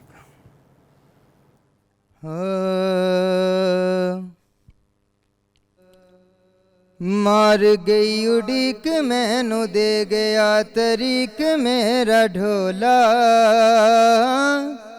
नहीं आया है। मार गई ओ मार गई उड़ीक मैनू दे गया तरीक मेरा डोला नहीं आया है मर चलिया मैं तकदी तकदी मर चलिया मैं तकदी सुंजिया रावा यार दिया मार गई उड़ीक मैनू दे गया तरीक मेरा डोला नहीं आया मार गई उड़ीक दिन रात दी हस डुब गए अखियां थले सहियो मैनू लग गए रोग वल्ले सहियो मेरा दिल ते वस न चले की करा जी वाह वाह वाह मैडम नूरजहां जी भी साथ साथ आहा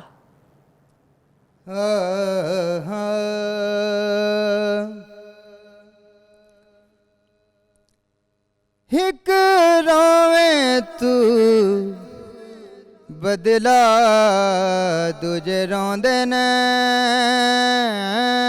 नैन निमाणे वे तू ता मेरी जिंदगी है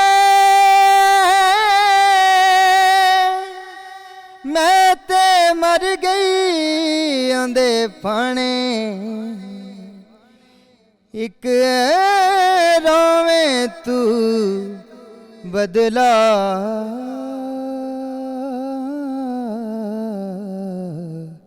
दूजे रोंदे ने निमाणे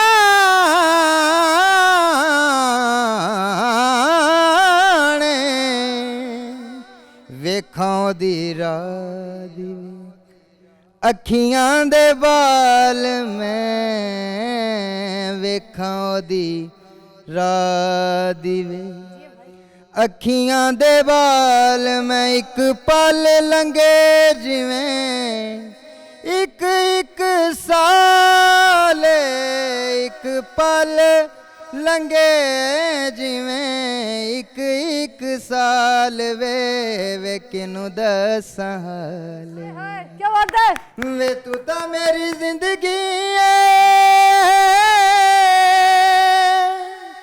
मैं ते मर गई तेरे पने एक रोवे तू बदला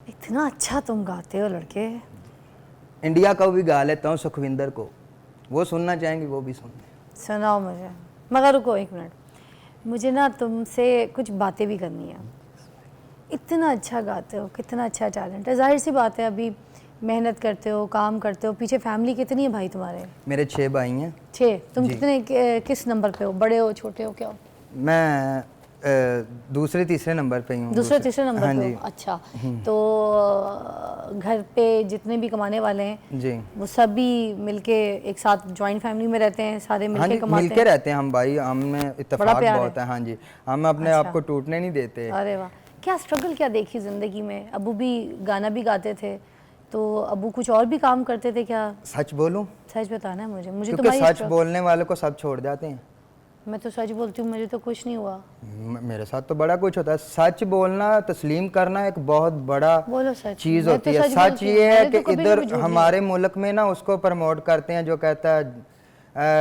जैसे चाहत फतेह अली खान जिसने कहा ए हो उसको 27 मिलियन लग गया मैं तो बताती हूँ क्यों लगे मैं देखो जवाब भी ठीक है। दूंगी साथ साथ अगर कोई हाँ चीज़ जी। तुम्हारी सोच में है उसका जी, जवाब दूंगी जी। चाहत फतेह अली खान को कोई भी सिंगर नहीं मानता पहली बात जी तुम मुझसे पूछो मैं सिंगर मानती हूँ पूछो No, पूछो no, मुझसे पूछो क्या आप मानती हैं सिंगर नहीं मैं नहीं मानती तुम मानते हो नहीं भैया आप मानते हो हाँ उसको इंटरटेन करने वाला बंदा मानते हैं इंटरटेनर है जी। वो एक ऐसा इंटरटेनर है जैसे मैं आपको बताती हूँ हमारे बहुत सारे ऐसे नाम हैं नसीम विक्की साहब हो गए ठीक है कॉमेडी कर रहे हैं कोई वो कर रहे हैं वो भी हमें कॉमेडी करा रहा है ये वो इंटरटेनर है ठीक है एक बात तुम्हारी सही है कि अच्छे टैलेंट को प्रमोट नहीं करते, नहीं करते। ठीक है। कोई भी सोशल मीडिया पे अच्छी चीज़ नहीं मिलती। कोई अच्छे गाने वाला सिंगर होगा तो उसको फंक्शन नहीं मिलेंगे, उसको शोज़ नहीं मिलेंगे, उसको खड़ा नहीं करेंगे, उसको तैयार नहीं करेंगे, उसको कॉन्सर्ट नहीं देंगे। सिर्फ आपकी शक्ल अच्छी हो,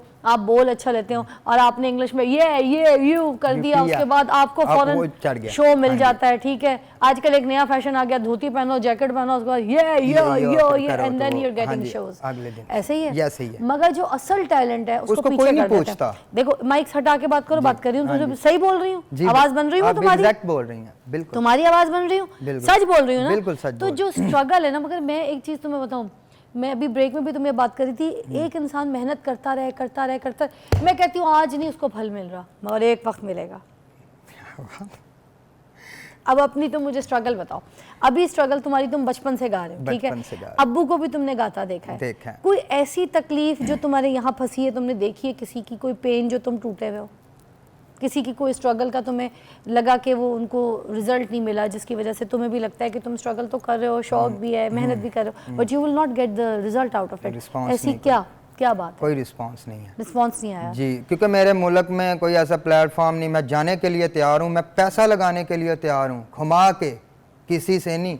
मैं कुछ भी करने के लिए क्रेजी हूँ। मैं अपनी मौसीकी को लेके, अपने फ़न को लेके मैं कहीं भी जा सकता हूँ। मैं कुछ भी करने को तैयार हूँ, अपने फ़न को, अपनी गुलकारी को आगे अपने मुल्क में गाने के लिए। हर तरीके का गाना मैं इधर पाकिस्तान में गा सकता हूँ और अपने पाकिस्तान के लिए गा सकता हूँ। कितना पैसा लगा सकते हो? जितना कमाया वो सारा का सारा लगा दोगे? मैं अपना सब कुछ ही लगा सकता हूँ। मेरा शौक ही है, मैं जीना इसमें चाहता हूँ, मैं मरना इसमें चाहता हूँ। मैं हमेशा पॉलिश तो नहीं ना बाजी करना चाहता। कितने पैसे कमा लेते तुम डेली के? मतलब जो वेजेस बन जाती है डेली के ये मैं अपनी ये है खाने पीने के लिए कमा लेता हूँ, क्योंकि रिज़्क मिलता रहे। मैं इस चीज़ पे बिलीव करता हूँ, मुझे मनी की अवज़ नहीं है। नहीं, वैसे अंदाज़न कितना कमा लेते हो रोज़ का वेजेस? ये रोज़ का मैं 2000। महीने का कितना हो गया? महीने का 60,000 आराम से। हाँ, कमा लेता हूँ। कारीगर निकाल के 50। हाँ, कारीगर जो। हाँ, तो ये जितना तुम महीने का कमाते हो, साल में तुमने जो भी कमा रहे होगे, वो सब जमा करके भी तुम लगा सकते हो अपने? लगा सकता हूँ मैं, ऊपर कर्जा पकड़ के भी लगा सकता हूँ। और रिक्शा पकड़ के लगा, रिक्शा पकड़ के नहीं, मैं आपके लिए बल्कि आपके लिए रिक्वेस्ट करूंगी कि आप सीखे हुए सिंगर हैं, शादी ब्याह के फंक्शंस हो, चीज़ें हों, कोई ऐसे इवेंट्स हो, तो आप प्लीज़ भाई को दें। और भाई ने अपना स्टाइल, अपनी सेहत ऐसे बना लेनी, आप देखेगा पता ही नहीं चलता, मगर भाई को मौका तो दें, ठीक है। आपने किसी को पैसे नहीं देने, पहली मेरी बात कान खोल के सुन लें, ठीक है। कोई आपको सिंगर नहीं बना सकता, ये तो फैक्ट सी बात है। कुछ भी आप पैसा चाहे जितनी दौलत, मगर आपका जो हुनर है ना, वो आपको कहीं ना कहीं ले जाएगा। मैंने आपको दो बातें बड़ी अच्छी बताई। एक तो कि जो देखे ना, जो मेहनत कर रहा होता है समटाइम्स उसको उस टाइम पे रिजल्ट नहीं मिलता, लेट मिलता है, मगर जाके मिल जाता है। इसी तरह बहुत से ऐसे इदारों में भी लोग काम कर रहे होते हैं, बड़े पॉजिटिव तरीके से मालिक के साथ बड़ा ऑनेस्ट होते हैं, लगे पड़े होते हैं, मगर उनको उस वक्त रिजल्ट नहीं मिलता, बाद में जाके उनको प्रमोशंस मिल जाती हैं, बड़ी लेट मिलती है, मगर मिलती है। छोटे छोटे स्टार्स अगर देखें, मैं आपको बहुत से ऐसे नाम बता देती हूँ, जैसे नेहा काकड़ जी, उधर आप देख लें, ठीक है। आतिफ असलम साहब हमारे यहाँ पे देख लें, सज्जाद अली साहब ने कितनी मेहनत की, अली ज़फ़र साहब मेरे साथ भी ड्रामा कर चुके हैं, और भी बहुत सारे, उन्होंने पहले एक्टिंग करियर स्टार्ट किया था। वो सिंगर उस वक्त थे तो गाते तो थे, शौक था, मगर उस वक्त वो नहीं बने थे। उन्होंने कितनी स्ट्रगल की है। अली ज़फ़र की स्ट्रगल तो मैंने अपनी आंखों से देखी है कि वो टूटा नहीं, वो रुका नहीं, उसने इरादे इतने बुलंद किए। आज देखें इंडिया में भी उस लेवल पे उसको पहचाना जाता है, फिल्म तक एज हीरो कराया, क्योंकि उसकी शक्ल भी अच्छी थी, उसने उसका भी फ़ायदा उठाया, उसकी आवाज़ में भी यूनिकनेस थी। इसी तरह आतिफ असलम को देख लें, पहले लोग उसका मजाक उड़ाते थे कि यार ये क्या है, अब तो अब उसी आवाज़ को निकालने के लिए गरारियाँ बनाते हैं लोग कि ये आतिफ की आवाज़ की गरारी हमने कैसे निकालनी है, ये जगह कैसी लेता है। जिस पिच से वो आतिफ असलम गाता है, उस पिच से गाना ही मुश्किल है। वो शुरू ही अपने ऐसे पिच से करता है कि उस लेवल को छूने के लिए पूरा इंडिया कहता है यार आतिफ भाई ऐसा ही है। क्या बात, तो ये आतिफ असलम हो गए, राहत फतेह अली खान साहब, उनके लिए पहले लोग कहते थे कि नाक से गाते हैं, नाक से गाते हैं। आज उनकी जैसी आवाज़, उनकी जैसी यूनिकनेस, उनके जैसा स्टाइल कोई कॉपी भी नहीं करके, कॉपी भी नहीं कर छाप सकते, भी नहीं सकता, छाप भी नहीं कुछ सकते। भी नहीं कर, क्या बात। क्योंकि राहत फतेह खान साहब राहत ही हैं, राहत ही हैं। और चाहत फतेह खान साहब सिर्फ एक एंटरटेनर है, एंटरटेनर वो है। कोई सिंगर नहीं है। कभी उनके नाम के आगे ये बोलने की जरूरत ही नहीं कि वो जरूरत ही सिंगर नहीं है, है, हाँ वो तो जी। लोगों को खुश करने के लिए आता है, वो तो एक कॉमेडियन कॉमेडियन है। है। समझ गए अब बात को? अब तो नाराज नहीं हो गए ना इस बात नहीं, से? नहीं, नहीं। सज्जाद अली साहब का कोई गाना सुनाओ मुझे ऐसी खुशी में। अच्छा, आय हाय, वो आता था मैं बावरी चकोरी करे दुनिया उनका पुराना से। कोई गाना सुना दो। अच्छा चलो सुनाओ, वो भी सुना सकते हो मुझे उनके स्टाइल। बेबिया ओ बेबी तेरी मर्जी नहीं साहिल वाला सुना दो। साहिल पे खड़े हो तुम्हें तेरी क्या? याद सताती। तेरी याद सुना दो। ओए मेरा फेवरेट, माइक उठाओ। अरे ये गाना कितने टाइम से नहीं सुना हमने, वाह। चलो शाबाश।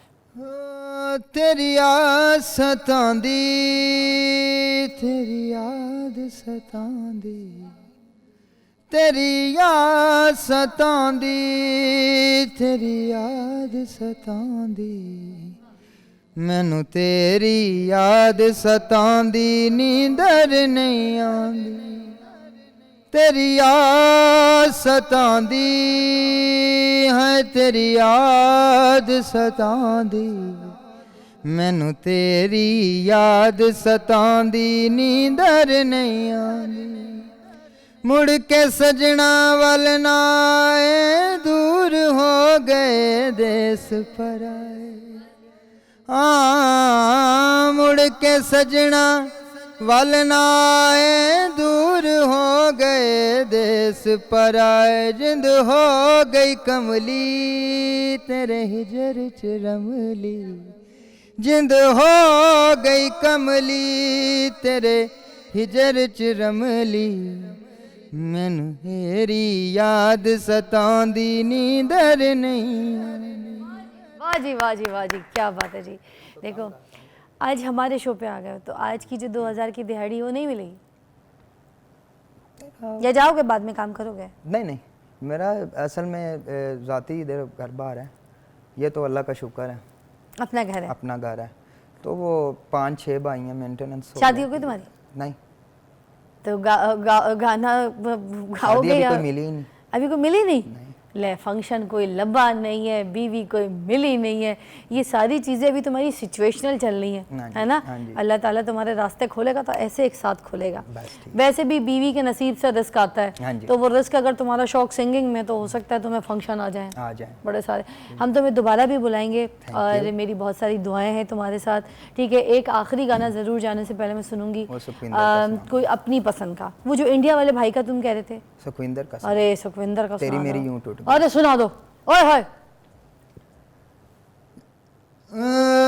लाई भी न गई ते निभाई भी न गई, लाई भी न गई ते निभाई भी न गई, मैंने मारदा जहान मैनू सारा,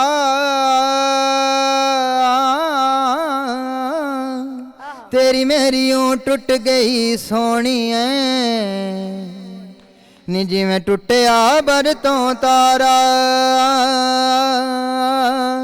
तेरी मेरी मेरी तेरी तेरी मेरी मेरी तेरी मेरी मेरी तेरी यूं टूट गई सोहणीए, नी जिवें टुटिया बरतों तारा, लाई भी ना गई ते निभाई भी ना गई, ओ सच्चा रब रखा मुँह मोड़ जान वाली है, दिल लेके मेरा दिल तोड़ जान वाली है, तोड़ जान वाली है, दन दन दन दन दन दन, दिल टूटे ना जुड़े दोबारा, तेरी मेरी यूं टूट गई सोहणीए, नी जिवें टुटिया बरतों तारा, तेरी मेरी यूं टूट गई सोहणीए, नी जिवें टुटिया बरतों तारा, लाई भी ना गई ते निभाई भी ना गई। वो भी आता है गाना, वो हम साकी साकी रे, तुम्हारी आवाज़ में बहुत अच्छा लगेगा। हो शराबी क्या शराबी जो नशे में ना रहे, ओ शराबी क्या शराबी ऐसे जो तबाह करे, हो शराबी क्या शराबी दिल में जिसके गम न हो, लुट के समझो शराबी पास जिसके हम न हो। ओ साकी साकी रे साकी साकी आपस आ रह न जाए कोई ख्वाहिश बाकी, ओ साकी साकी रे साकी साकी आपस आ रह न जाए कोई ख्वाहिश बाकी। ओ इश्क की गलियों में न जाना इश्क बड़ा बदनाम है, इश्क तो मेरा खुदा है आशिक मेरा नाम है।